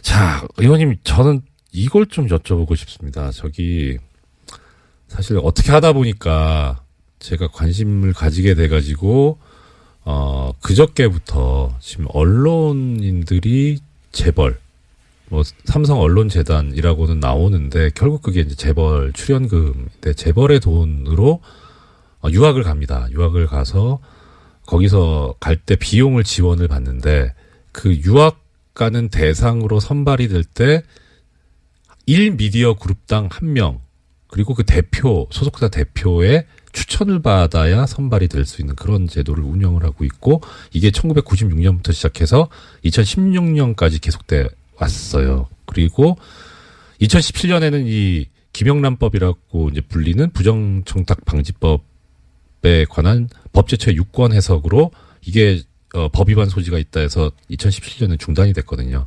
언론계에서 이걸 계속 풀어달라라고 하면서 청와대 유정찬 국민소통수석에게 계속 요구를 했던 모양입니다. 그래서 이 내용을 가지고 유정찬 수석이 박은정 국민권익위원장한테 물어봤더니 김영란법 위반 소지가 없다라고 하는 해석을 받아서 전달을 한다라는 얘기까지 지금 기사가 나왔거든요.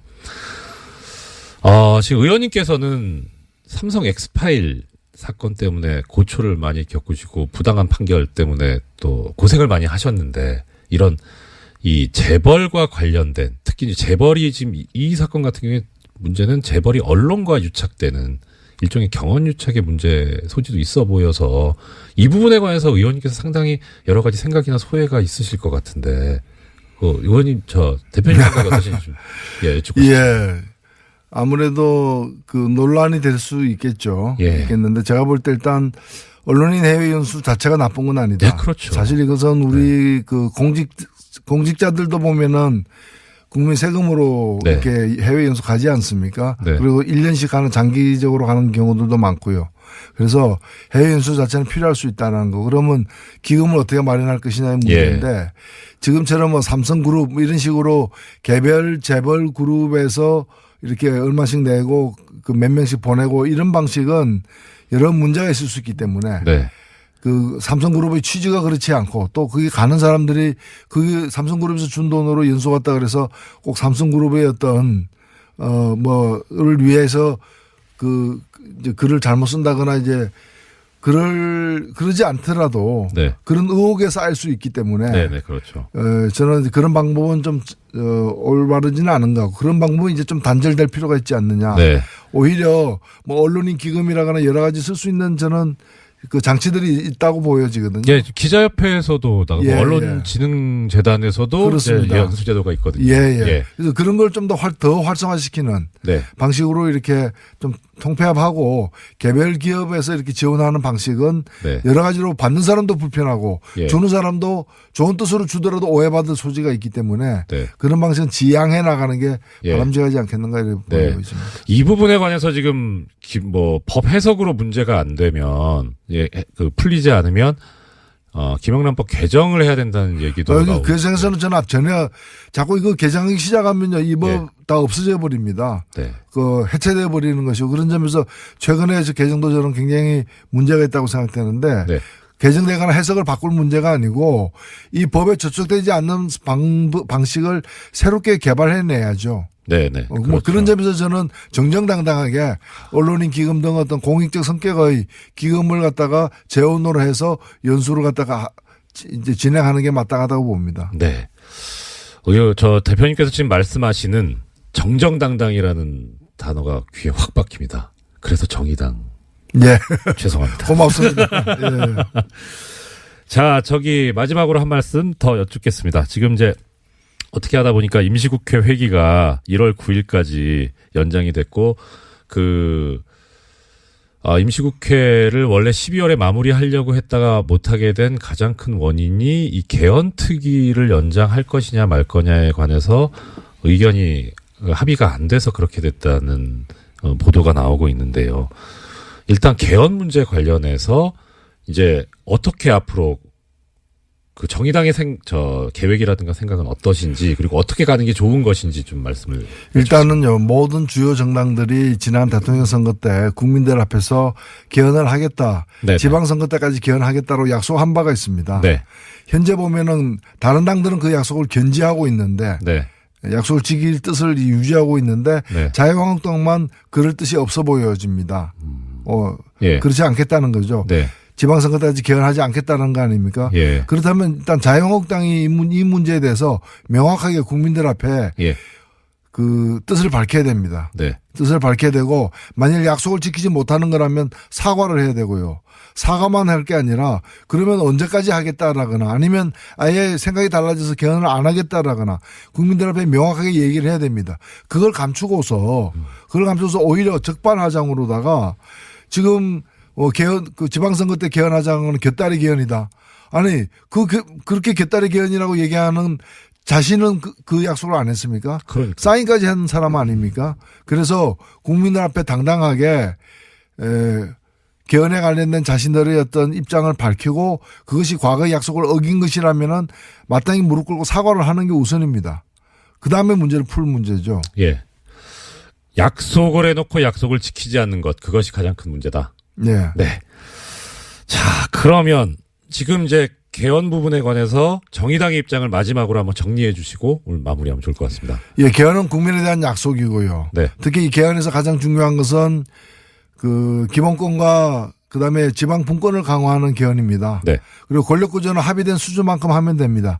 다만 권력구조와 관련해서는 어떠한 개헌이든 간에 국회의 권한을 다소 강화시키는 방향이 될 수밖에 없기 때문에 선거제도의 개혁과 병행해서 가야 된다. 선거제도 개혁 없이 개헌하는 것은 개악이 될 가능성이 더 크다. 그래서 선거제도도 이번 상반기 내에 같이 처리해야 된다고 봅니다. 아, 선거제도 개혁 꼭 필요하다는, 예, 계속 중점적으로 말씀해 주신 것 같습니다. 네, 대표님 2017년 동안 원래 이 인사는 공장장 직접 드려야 되는 자리에 안 계시니까 2017년 한 해 동안 정말 고생 많으셨고. 예, 공장장이 안 계신데도 공장이 활발히 돌아가네요. 걱정스럽습니다. 예, 그리고 애청자 여러분께도 덕담한 말씀 부탁드립니다. 예, 애청자 여러분 그리고 이 방송을 듣고 계실 공장장님 2017년 한 해 정말 고생 많으셨고 또 우리 모두 정말 수고 많이 했습니다. 2018년은 더 나은 해가 되도록 나라다운 나라로 가는 대장정 함께 나아갑시다. 감사합니다. 네, 대표님 못 찾으셨던 소고기 520g 빨리 찾으셨으면 좋겠습니다. 530g입니다. 530g. 네, 예. 10g. 네. 예, 오늘 말씀 감사합니다. 지금까지 네, 노회찬 대표님이었습니다. 네, 감사합니다.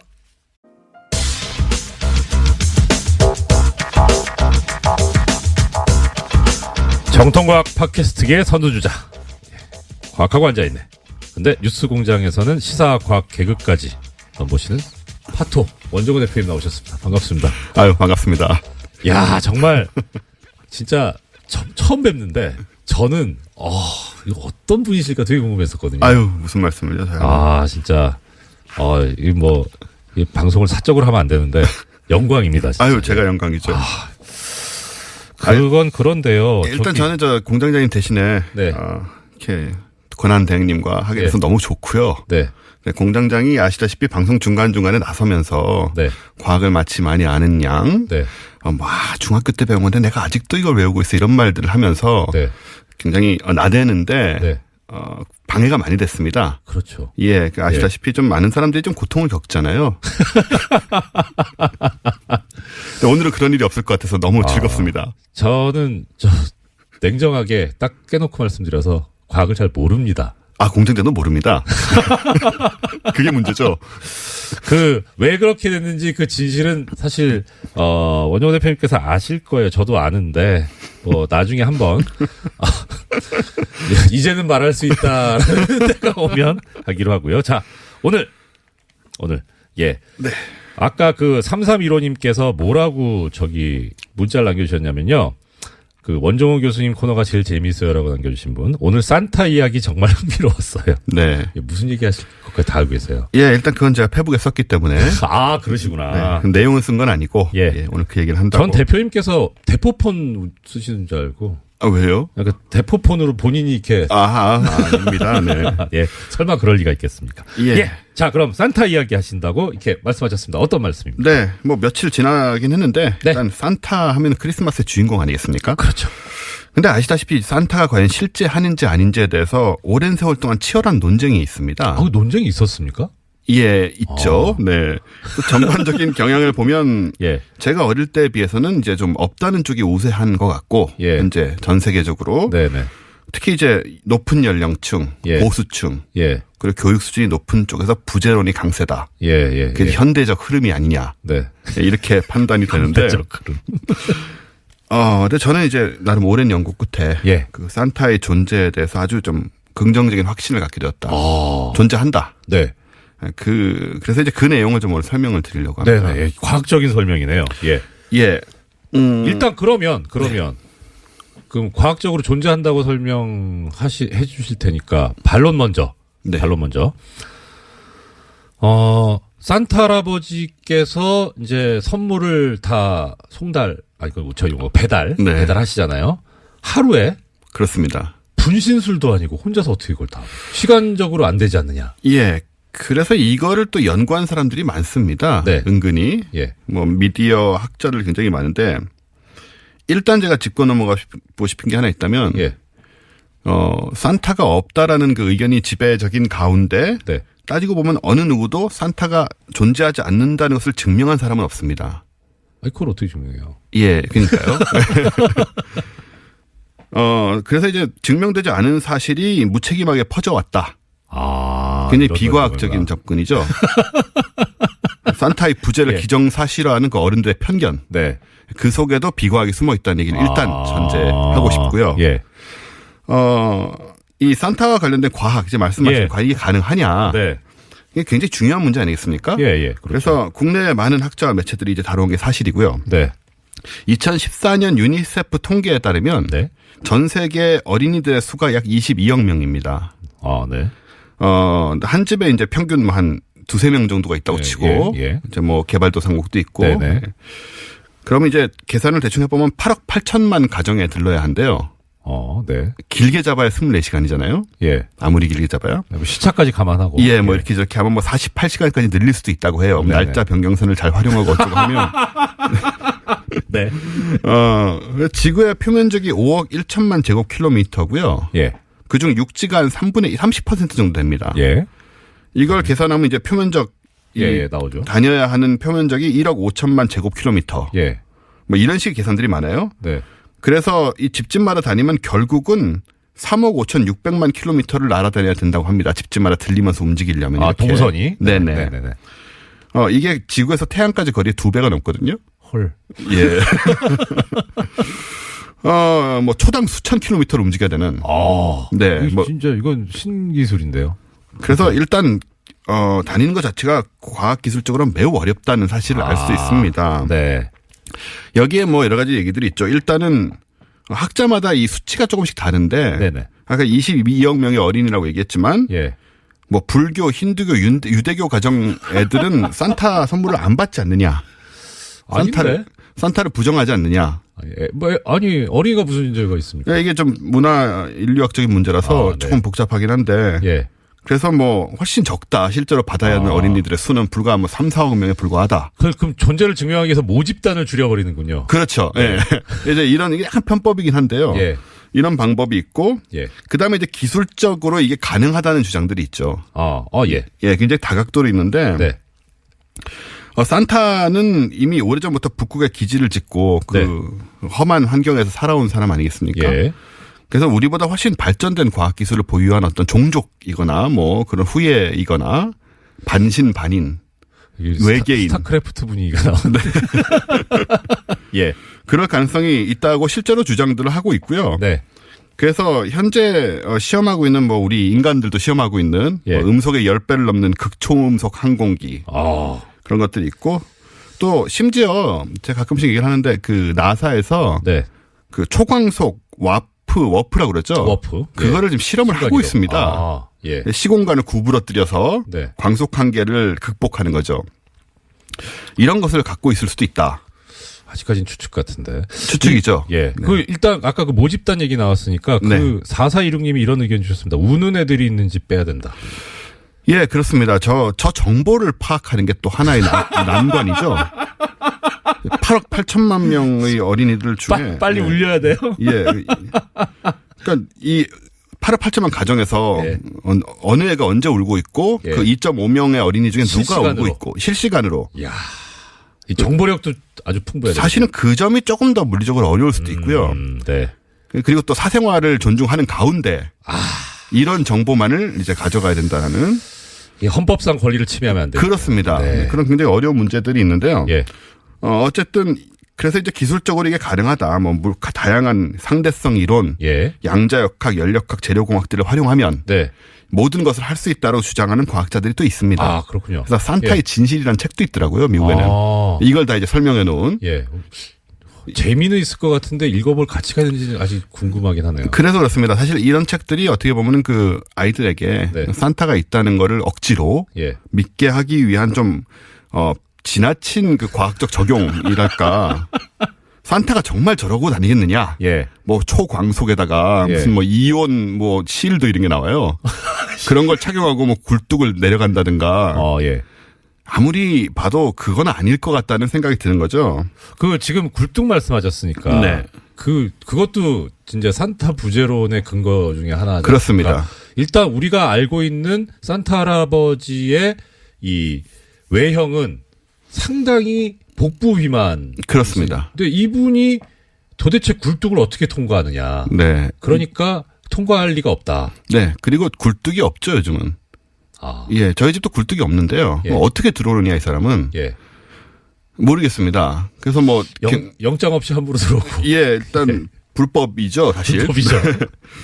그래서 예. 이런 기술적인 거를 제가 이제 잘 검토를 한 끝에. 네. 이렇게까지 억지로 존재하지 않는 기술이나 너무 첨단 기술을 적용을 하는 것은 조금 무리가 있다고 생각해서. 네. 전 다른 관점에서 좀 접근을 했습니다. 네. 예. 일단 지금 산타의 속도니 무게니 이런 기술적인 문제를 분석하는 사람들은 전제가 뭐냐면 다들 그 산타가 빨간 옷을 입은 할아버지 한 사람 개인이다라는 관점에서 출발하고 있어요. 그렇지 않습니까? 아마 19세기까지는 그랬을 겁니다. 예. 왜냐하면 19세기 조선에서 산타 선물 받은 사람 있습니까? 청나라에서 받은 사람 있을까요? 그러게요. 조선왕조실록에는 없죠. 네. 그 뭐 사기, 상하천의 사기 이런 데 없거든요. 예. 그러니까는 19세기까지는 유럽과 북미 정도만 커버하면 되는 상황. 그 쉽게 말해 거래처가 거기였다. 그렇습니다. 네. 그 인구도 지금보다 훨씬 적었고. 네네. 그래서 산타가 어떻게든 뭐 좀 할 수도 있지 않았을까. 하루 무리해서 야근하시면. 예, 예. 지금에 비해서는 네. 적어도. 근데 이후에 이제 20세기 들어오면서 이제 글로벌화됩니다. 산타가. 예, 예, 예. 그래서 그런 전근적인 접근으로는 이제 배송을 할 수가 없게 된 거죠. 네. 그래서 20세기 들어오면서 산타의 시스템의 변화가 오게 되는데 바로 조직화, 로컬, 지역화, 그리고 네트워크화입니다. 그러니까 개인이 다 배달하고 다니면 기술이 저런 게 꼭 필요하지만 네. 산타가 지구 전체에 뻗어 있는 일종의 비밀 결사다. 라고 생각하면 이런 기술이 하나도 필요가 없죠. 그게 그러면 비밀 결사 조직체로 이렇게 말씀하셨는데 네. 일종 프랜차이즈 는 판매 프랜차이즈하고 좀 다르고요. 예, 예. 제가 이 본질을 설명을 해드리면 네. 이 조직이 산타 개인이 하고 있다고 생각하는 모든 일을 이제 각 지역에서 맡아서 하고 있고 예. 빨간 옷 입은 할아버지는 이제 옛날에 돌아가셨고요. 이분은 이제 예. KFC 할아버지처럼 일종의 상징물이죠. 예, 예. 제가 조사한 결과 이 조직은 네. 각 가정에까지 침투해 있습니다. 헐. 예. 그래서 산타클로스의 개념을 공유하고 네. 크리스마스 이브마다 산타클로스를 대신해서 아이들에게 선물을 제공하는 에이전트들이 집집마다 포진해 있죠. 그럼 우리가 그 존재를 느끼지 못할 뿐이지. 그렇습니다. 있는 거 맞다. 이렇게 말씀을 드릴게요. 네.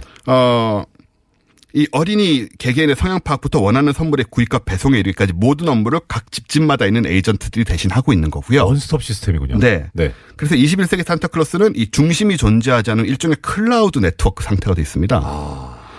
그래서 개념을 산타의 개념을 공유하고 그 개념을 긴밀하게 공유하는 이제 거대한 네트워크가 있고 실제로 성향을 파악하고 선물을 증정하는 집에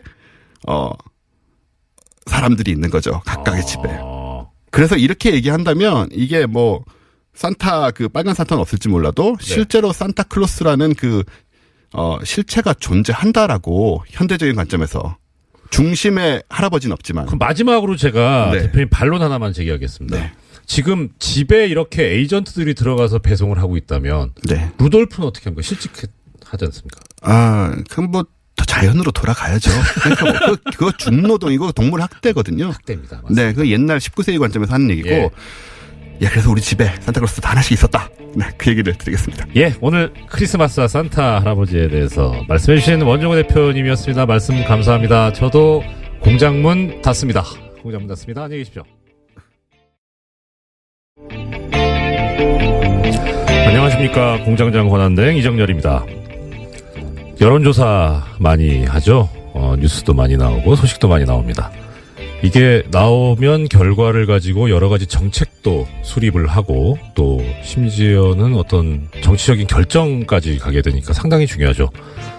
그래서 그 결과를 얻을 때는 정확한 결과가 나올 수 있도록 아주 객관적이고 공정한 질문을 해야 합니다.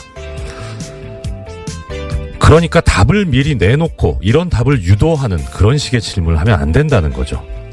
그런데 어제 나온 미디어오늘 기사가 눈에 하나 띕니다. 이 기사의 제목은 문 지지자 댓글 문제없다 42.2%, 지나치다 46.8%라는 제목입니다. 제목만 보면 문재인 대통령 지지자들이 다는 이 댓글들이 잘못된 것이다 하는 여론이 우세하다는 그런 것 같아요. 근데 기사의 내용을 보면요. 이런 답의 근거가 된 질문이 이렇게 돼 있습니다. 문재인 대통령을 지지하는 일부 네티즌들이 대통령과 관련한 비판적인 보도에 대해 포털사이트 댓글이나 SNS를 통해 집중적으로 비난해 논란이 일고 있는데 이에 대해 어떻게 생각하느냐. 무슨 질문이 이렇습니까? 이렇게 가치 판단이 들어가 있는 질문을 하면 안 되죠. 이건 답을 요구하는 질문입니다. 이런 질문을 가지고 하는 여론조사가 가능하다면 이런 질문도 가능하지 않겠습니까? 많은 언론인들이 사주 추천으로 재벌로부터 돈을 받아 해외 유학을 다녀오고 있습니다. 이런 언론인과 언론사가 재벌을 비판하는 공정한 보도를 할 수 있다고 생각하십니까? 이렇게 물으면 답이 어떻게 나오겠습니까? 그런데 이 기사를 보면 놀라운 점이 하나 있습니다. 우리 국민들께서 참 현명하시다는 거죠. 이 숫자상으로 보면 부정적인 그 응답이 46.8%고 문제없다는 게 42.2%인데 이 차이가 오차범위 내입니다. 결국 비슷비슷하다는 거죠. 그런데 또 이 기사에서 보면 언론 적폐 청산이 필요하냐라는 질문을 했는데 필요하다는 응답이 무려 80.4%입니다. 답을 내놓고 하는 질문에도 현명하신 우리 국민들은 안 속고 제대로 답을 하고 계시는 거죠. 존경하지 않을래 않을 수 없는 우리 대한민국 국민들이십니다. 갑자기 기온이 떨어졌습니다. 날이 무척 춥습니다. 그래도 어깨 펴고 당당하게 씩씩하게 걸어보시면 어떨까 싶습니다. 우리는 위대한 대한민국의 국민입니다. 공장문 열겠습니다. 이상 공장장 권한대행 이정열 생각이었습니다.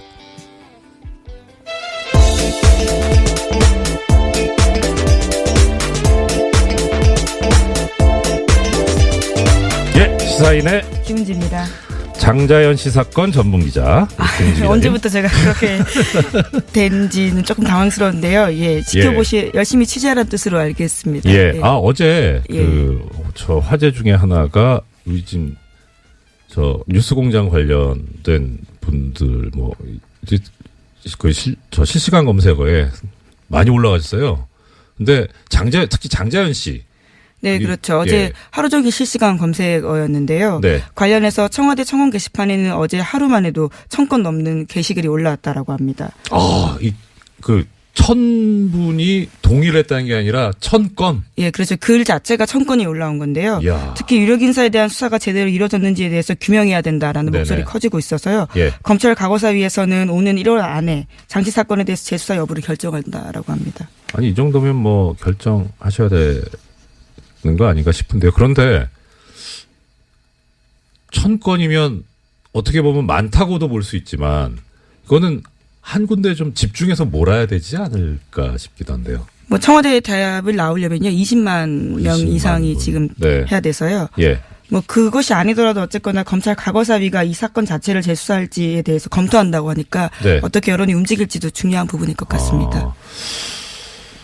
제 생각에는 이 장자연 씨 사건 전문 기자이신 왜 얼마 전에 어쩌다가 계속 그렇게 됐습니다. 유시춘 전 장관에서 청와대 청원 게시판에 글을 올리셨잖아요. 예, 유시민 전 장관요. 유시친 선생님은 좀 이따가 나오시죠. 좋아서. 죄송합니다. 유시민 전 장관께서 올려가지고 상당히 많은 호응을 얻으셨는데 그런 이제 전문가 분이 하시니까 많이 알려진 또 이제 말하는 네임드 분이 하시면 많이 좀 나온다.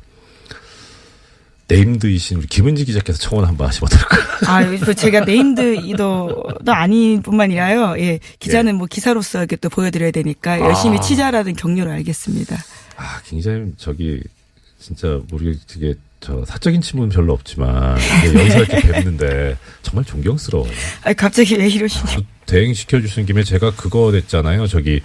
삼성 언론장학생 전문이 얼떨결에 돼버렸는데 그 말씀 오늘 드려야지 안 그러면 애청자님들한테 혼날 것 같습니다. 약속을 해서요. 지금 어제 제가 잠깐 말씀을 드렸었는데 그저께 처음 말씀을 드리기 시작해서 약간 좀 기대 반 뭐 포기 반 했었긴 했어요. 마음속으로는. 근데 그제가 이제 휴일이었으니까 어제 보도가 나오겠냐 싶었는데 어제 뉴스공장이 상당히 뜨거운 반응이 돼 있었었는데 기사가 하나도 안 나왔어요. 삼성 언론장학생. 애청자 여러분 지금이 아니더라도 한번 삼성 언론장학생이라고 한번 저 포털에서 검색해 보십시오. 그러면 기사가 하나도 없습니다. 그런데 블로그나 SNS는 너무나 뜨겁습니다.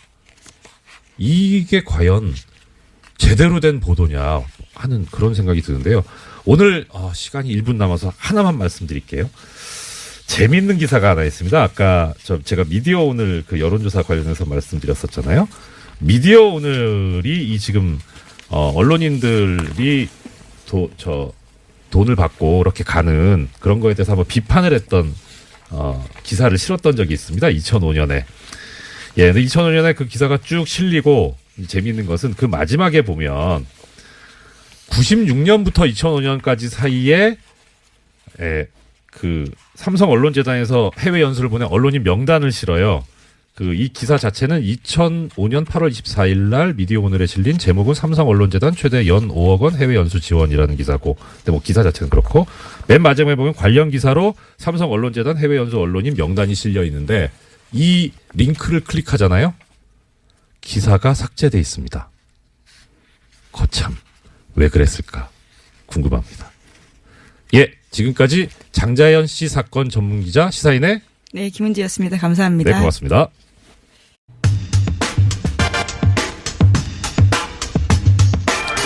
예, 어제 뉴스공장에 나오셨다가 양대 포털 사이트의 인기 검색어 실검 1위를 휩쓰신 무려 이관왕 한방에 유시춘 선생님 어제에 이어서 또 스튜디오로 모셨습니다. 어서 오십시오. 네, 굿모닝. 우리 선생님께서는요 다 멋있으신데 제일 멋있으신 게 이렇게 쿨하신 거. 너무 멋있습니다.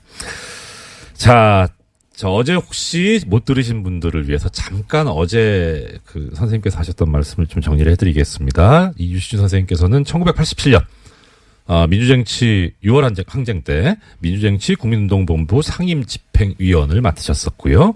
현재 이제 사단법인 6월 민주항쟁 계승사업회 이사장이시고요. 네. 그리고 어제 하셨던 말씀이 이겁니다.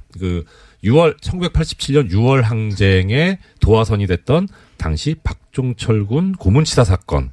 네. 그 말씀해 주셨고, 그리고 그것을 토대로 해서, 국민 주권을 되찾아오기 위한, 여러 가지 그 집회가 있었고, 결국 1987년 5월 27일 날 향림교회에 모여서, 민주쟁취 국민운동본부를 결성하는, 정말 드라마틱한 그 종로통에서 다들 숨어 계시다가 쪽지로 어디로 모여라라고 하는, 예.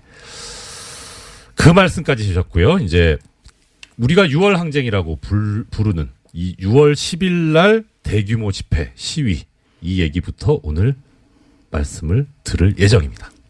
네, 어제 말씀드렸지만 저희가 6월 10일로 대회 날짜를 잡은 것은 네. 그날이 바로 전두환이 자기 네. 군사 반란의 친구인 노태우에게 네. 무슨 권력을 승계해주는 민정당 전당대회 네. 날이었기 때문에 네네. 바로 그날 그 시각에 맞춘 것입니다. 네. 그랬는데 이제 마지막에 네. 경론 토론 끝에 그 당시 야당이 개헌 국민 청원 운동을 하고 있었기 때문에 합류하면서 네. 그분들의 조직들을 이용해서 전단지가 전국에 서울에만 해도 한 20만 장이 뿌려졌습니다. 예. 그래서 뭐 7일부터 그 전단지가 도로에 하얗게 나뒹구는 네네. 그런 상황이었고요. 경찰이 이것을 뭐 불법 집회로 간주하고 미리 차단해 놨었기 때문에 7일부터 대회 나흘 전부터 성공회 입구는 3중 4중 전경들의 겹으로 겹겹이 쌓여 있었습니다. 들어갈 수가 없었어요. 어제 하신 말씀 중에 하나가 이제 이 6월 항쟁이 성공의 그 서울 네. 교당이라고 하지 말고 재배당 요청 다른 재판부로 옮기라고 그렇게 규정이 있습니다. 원래 있는 규정이다라는 말씀이시죠? 예, 원래 그렇습니다. 네. 예. 그런데 이제 하물며 지금 여기서 지금 대리인이나 변호인이 아니라 바로 당사자잖아요. 재판 당사자. 그러니까 대학 뭐 이거는 관계가 없고요. 사법연수원 동기인 게 그 요건에 해당이 됩니다. 그래서 넘어간 건데 자 이제 또 재밌는 것은 그럼 이렇게 해서 재배당을 하는 경우에 보통은 어디를 가냐면 대리재판부라는 곳이 다 법원마다 재판부마다 지정이 돼 있습니다. 언제냐면 뭐 휴가를 가거나 갑자기 뭐 이렇게 일이 터졌다거나 할 때 그때 그 담당 재판부에 결혼이 생겼다 그래서 재판을 안 할 수는 없잖아요. 그러니까 이 경우에는 그러면 대리하는 재판부를 다 지정을 미리 해놓습니다. 그래서 그 대리재판부에서 하는데 그러니까 이게 재배당을 해서 넘어가게 되면 그 대리재판부에서 해야 돼요. 대리재판부가 형사수석부 같은 경우에는 형사 1부입니다. 네, 예. 휴가를 갔다라는 보도가 있던데요. 부장이 휴가를 갔어요. 어떻게 그렇게 성견지명이 있는지. 그래서 지금 이게 형사 2부로 갔습니다. 그래서 어제 보니까 이 형사 2부 재판장, 이우철 부장판사가 실시간 검색어에 올라가더라고요. 저는 처음에 모르고 실검만 보고 있는데 이 이우철 부장판사님 잘 압니다. 예. 그래서 뵌지는 좀 됐어요. 뵌지 뭐 제가 법원 퇴직하고 뵙지는 못했는데 일단 뭐 많이들 궁금해하시죠. 어떻게 될 것 같냐? 저는 점쟁이가 아니라서 뭐 예측 전문, 예상 전문 이런 건 아닌데 이우철 부장판사가 제가 알고 있는 모습 그대로라면 이 우병우 전 수석의 구속적부 심사 청구는 기각될 겁니다. 이분은 스타일이 정말 법대로 합니다. 그리고 법대로 하는데 그게 어떤 형태로 나타나냐면 개인의 자유와 권리 이쪽을 가급적 많이 보장하고 옹호하는 쪽인데요. 싫어하는 게 뭐냐면 권력을 사적으로 쓰는 겁니다. 지금 우병우 전 수석 같은 경우에는 그런 얘기 나오잖아요. 민정수석으로서의 권한을 사적으로 이용해서 자신을 사찰하는 사람을 역사찰하는 거잖아요. 그렇기 때문에 상당히 근데 문제는 뵌지 좀 돼서 그 이후에 혹시 생각이 바뀌었을까 하는 걱정이 있습니다. 아무튼 사실 이게 사법 신뢰도를 저하하는 발언이어가지고 좀 조심스럽긴 한데요. 뭐 현실이긴 하니까 어쩔 수 없다고 말씀을 드리는데 대진운이라는 게 있어요. 재판도요. 그러니까 이게 뭐 이게 가급적 이거 고귀한 품격 있는 방송에서 이런 용어 쓰면 안 되는데 재판부 운빨. 제가 본 중에 재판부 운빨이 제일 좋았던 분이 김용판 전 서울지방경찰청장입니다. 그쪽 계열만 잘 타고 갔어요. 네, 2012년에 대선 개입 혐의로 재판을 받은 바가 있죠. 올 무죄 나왔죠. 근데 정말 어떻게 이런 진짜 운이 정말. 네, 그리고 나서 출마 선언까지 했었던 적이 있는데요. 경선을 통과하지 못했었습니다. 그랬었죠. 그런데 이제 이 재판부 운빨이 안 좋은 분 중에 또 한 분이 제가 기억하는 두 분인데요. 한명숙 전 총리, 그다음에 정봉주 전 의원. 정말 재판부 운빨이 안 좋았습니다. 자, 그런데 지금 여기서 보면 우병우 전 수석도 재판부 운빨이 그렇게 좋아 보이진 않는다. 네, 오늘 구속적부심 열리는데요. 그 결과에 따라서 내일 다시 제가 내일 출연하냐 못하냐까지 나오네요. 네.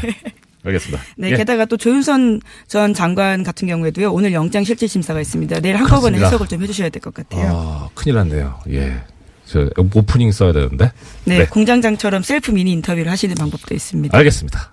다음 소식이요. 네, 검찰이 2013년에서 2014년 국방부의 국군 사이버사령부 정치관여 의혹 관련해서요. 수사가 축소 또는 은폐됐다라는 정황을 포착하고요. 본격 수사에 착수했다라는 경향신문 보도입니다. 검찰 안팎에서는 유모 전 국방부 정책실장이 당시 국방부의 부실 조사를 주도했다라고 보는 것으로 전해진다고 합니다. 참, 이 군 문제는 접근하기가 쉽지가 않은데 계속 이렇게 나오는데, 어떻든 지금, 이 얘기는 김관진 전 국방부 장관이 새 혐의로 조사를 받을 수 있다. 이게 상당히 희망적인, 얘기 아닐까 싶네요. 그 가능성이 커지고 있다라고요. 오늘 아침 경향신문이 보도했습니다. 네. 자, 시간이 한 3분 남았는데, 우리 장자연 씨 사건 전문 기자이신 김은지 기자님 계시고, 그다음 다스 사건 전문 방송인 뉴스공장에 있는데, 저도 반갑습니다. 제가 여러 가지 단점을 가지고 있는데, 가장 큰 단점이 거짓말을 못하는 단점을 가지고 있습니다. 자, 오늘 이제 소식 전해주십시오. 네, 다스는 누구 겁니까? 라는 질문 뉴스공장에서 계속 던지고 있는데요. 이 답을 찾기 위해서 검찰이 본격적인 수사에 들어갔습니다. 검찰 수사는 투트랙으로 진행되는데요. 어제 서울 동부지검에서 출범한 수사팀 같은 경우에는 120억 원대 다스 비자금 조성 의혹을 수사합니다. 참여연대는 지난 7일에 신원불상의 다스 실소유주가 120억 원의 비자금을 조성했다라고 고발한 바가 있는데요. 또한 관련 의혹을 수사했던 정호영 전 특검 같은 경우에도 고발당했습니다. 이 사건은 공소시효가 50여일 남아 있습니다. 또 다른 갈래는 다스의 140억 원 투자금 반환 소송에 청와대가 개입했는지에 대한 서울중앙지검의 수사인데요.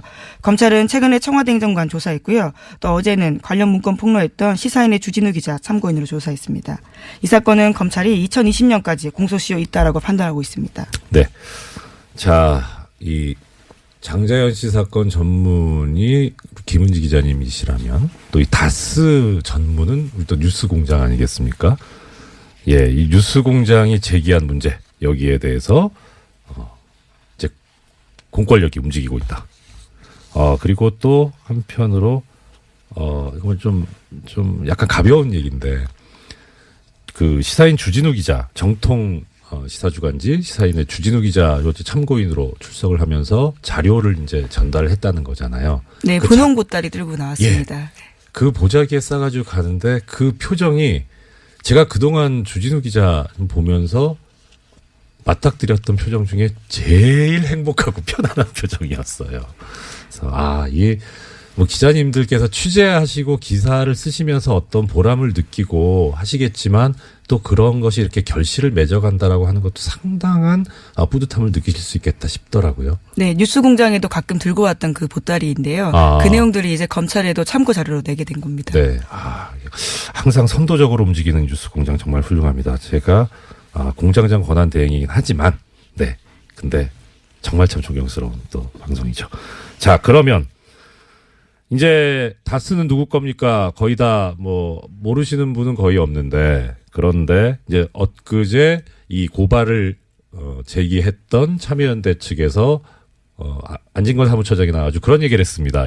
아까 김 기자님께서 신원불상이라고 하셨는데, 네, 그렇죠. 성명불상자라고 하면서 예. 이 성명불상자가 누구인지를 검찰이 한번 맞춰보세요라고 하는 그런 의미라고 이렇게 말씀을 하셨으니까, 그러면 누구나 거의 다 짐작하고 있는 그분에 관해서는 어떤 반응이 있는지. 네, 관련된 뉴스가 어제 MBC가 보도했는데요. 네네. 미국에서 다스의 하청 용역업체를 운영하고 있는 김아부개 씨의 인터뷰를 인용했습니다. 네. 인터뷰를 보면요. 2014년 9월 달에 이명박 전 대통령이 엘레베마주 몽고베리에 있는 다스에 들렀다라는 겁니다. 이 지역에선 다들 알고 있다라고 하는데요. 그 사람의 멘트에 따르면 이렇습니다. 자기 다스 보고 싶으니까 온 거다. 대통령 때는 못 오고 차려도 온 거 보고 싶은 거예요. 라는 건데요. 자기 다스. 네, 뭐 그분의 인터뷰 네. 말입니다. 그래서 플로리다에 가기 전에 애틀란타에서 며칠 머물렀는데 그때 이명박 전 대통령이 차 타고 서너 시간 거리에 있는 다스 미국 법인에 조용히 갔다라는 겁니다. 당시 미국 법인의 등기이사 3명인데요. 네. 그중에 한 사람이 이명박 전 대통령의 아들인 이시영 씨입니다. 참. 이 정도 되면 그리고 좀 더 말씀해 네, 주시죠. 이런 멘트도 있습니다. 자기 아빠 놓고서 이 사람 너희 아빠 맞니? 라고 묻는 거랑 똑같은 질문이다고요. 다스가 그 정도 수준이다라고 해당 하청 용역업체 김아무개 씨가 이야기했습니다. 자기 아빠 놓고서 이 사람 너희 아빠 맞냐? 홍길동도 아닌데. 참. 그 정도로 명백하다는 말씀이신 거죠. 예. 자, 이제 이게 어떻게 객관적인 증거로 만들어진다는 표현이 좀 부적절할 것 같습니다. 어떻게 객관적인 증거로 확립이 돼서 실제 법정에서 유죄 판결까지 이끌어낼 수 있을 정도로 이 전문가들이 또 역할을 충분히 해주셔야 할 텐데요. 뭐 정말 이렇게 이 비전문가들 일반인들이 이렇게 많이 자료와 정보를 제공해 주고 있으니까 당연히 올바르고 실체적 진실에 맞는 결과가 나오지 않을까. 뭐 이건 기대해봐도 좋을 것 같습니다. 또 다른 소식은요? 네, 이건희 삼성전자 회장의 차명 계좌가 또 발견됐다라는 MBC 보도가 있는데요. 사정당국 관계자의 발언을 인용했습니다. 네네. 최근 삼성 이건희 회장의 차명 계좌에서 2천억 원 규모의 비자금을 추가로 발견했다라는 건데요. 이 관계자에 따르면 추가 비자금은 은행의 예금 계좌가 아닌 주식 계좌 20여 개가 흩어져 있고 이 회장이 아니라 삼성의 전현직 임직원 명의였다라는 겁니다. 이 같은 경우에는요, 지난 5월 달에 유명 인테리어 업체에 대한 경찰의 압수수색 때문에 드러나게 된 건데, 네네. 이건희 회장의 비자금 다시 한번 물망에 오르게 된 겁니다. 아니, 어떻게 하다가 다른 거 뒤지다가 이게 나오게 됩니까? 네. 계속해서 세금 탈루 문제가 있었는데요. 이와 관련해서 시공 이력과 고객 장부를 뒤지다 보니까 거기까지 가게 된 거다라고 합니다. 여기 이 업체는 그러면은 고객이 삼성이었다는 겁니까? 네, 그렇죠. 야, 부럽다. 네. 예, 물론 당시에는 이 회장 자신도 가족도 아닌 제3자의 수상한 이름이 있었다라고 하는데요. 네. 찾아가다 보니까 네. 이건희 회장 쪽이었다라는 겁니다. 그럼 이분은 몰랐을 수도 있겠네요. 그건 그렇고. 자, 그러면 우리가 이제 약간 궁금해하는 거는 그거죠.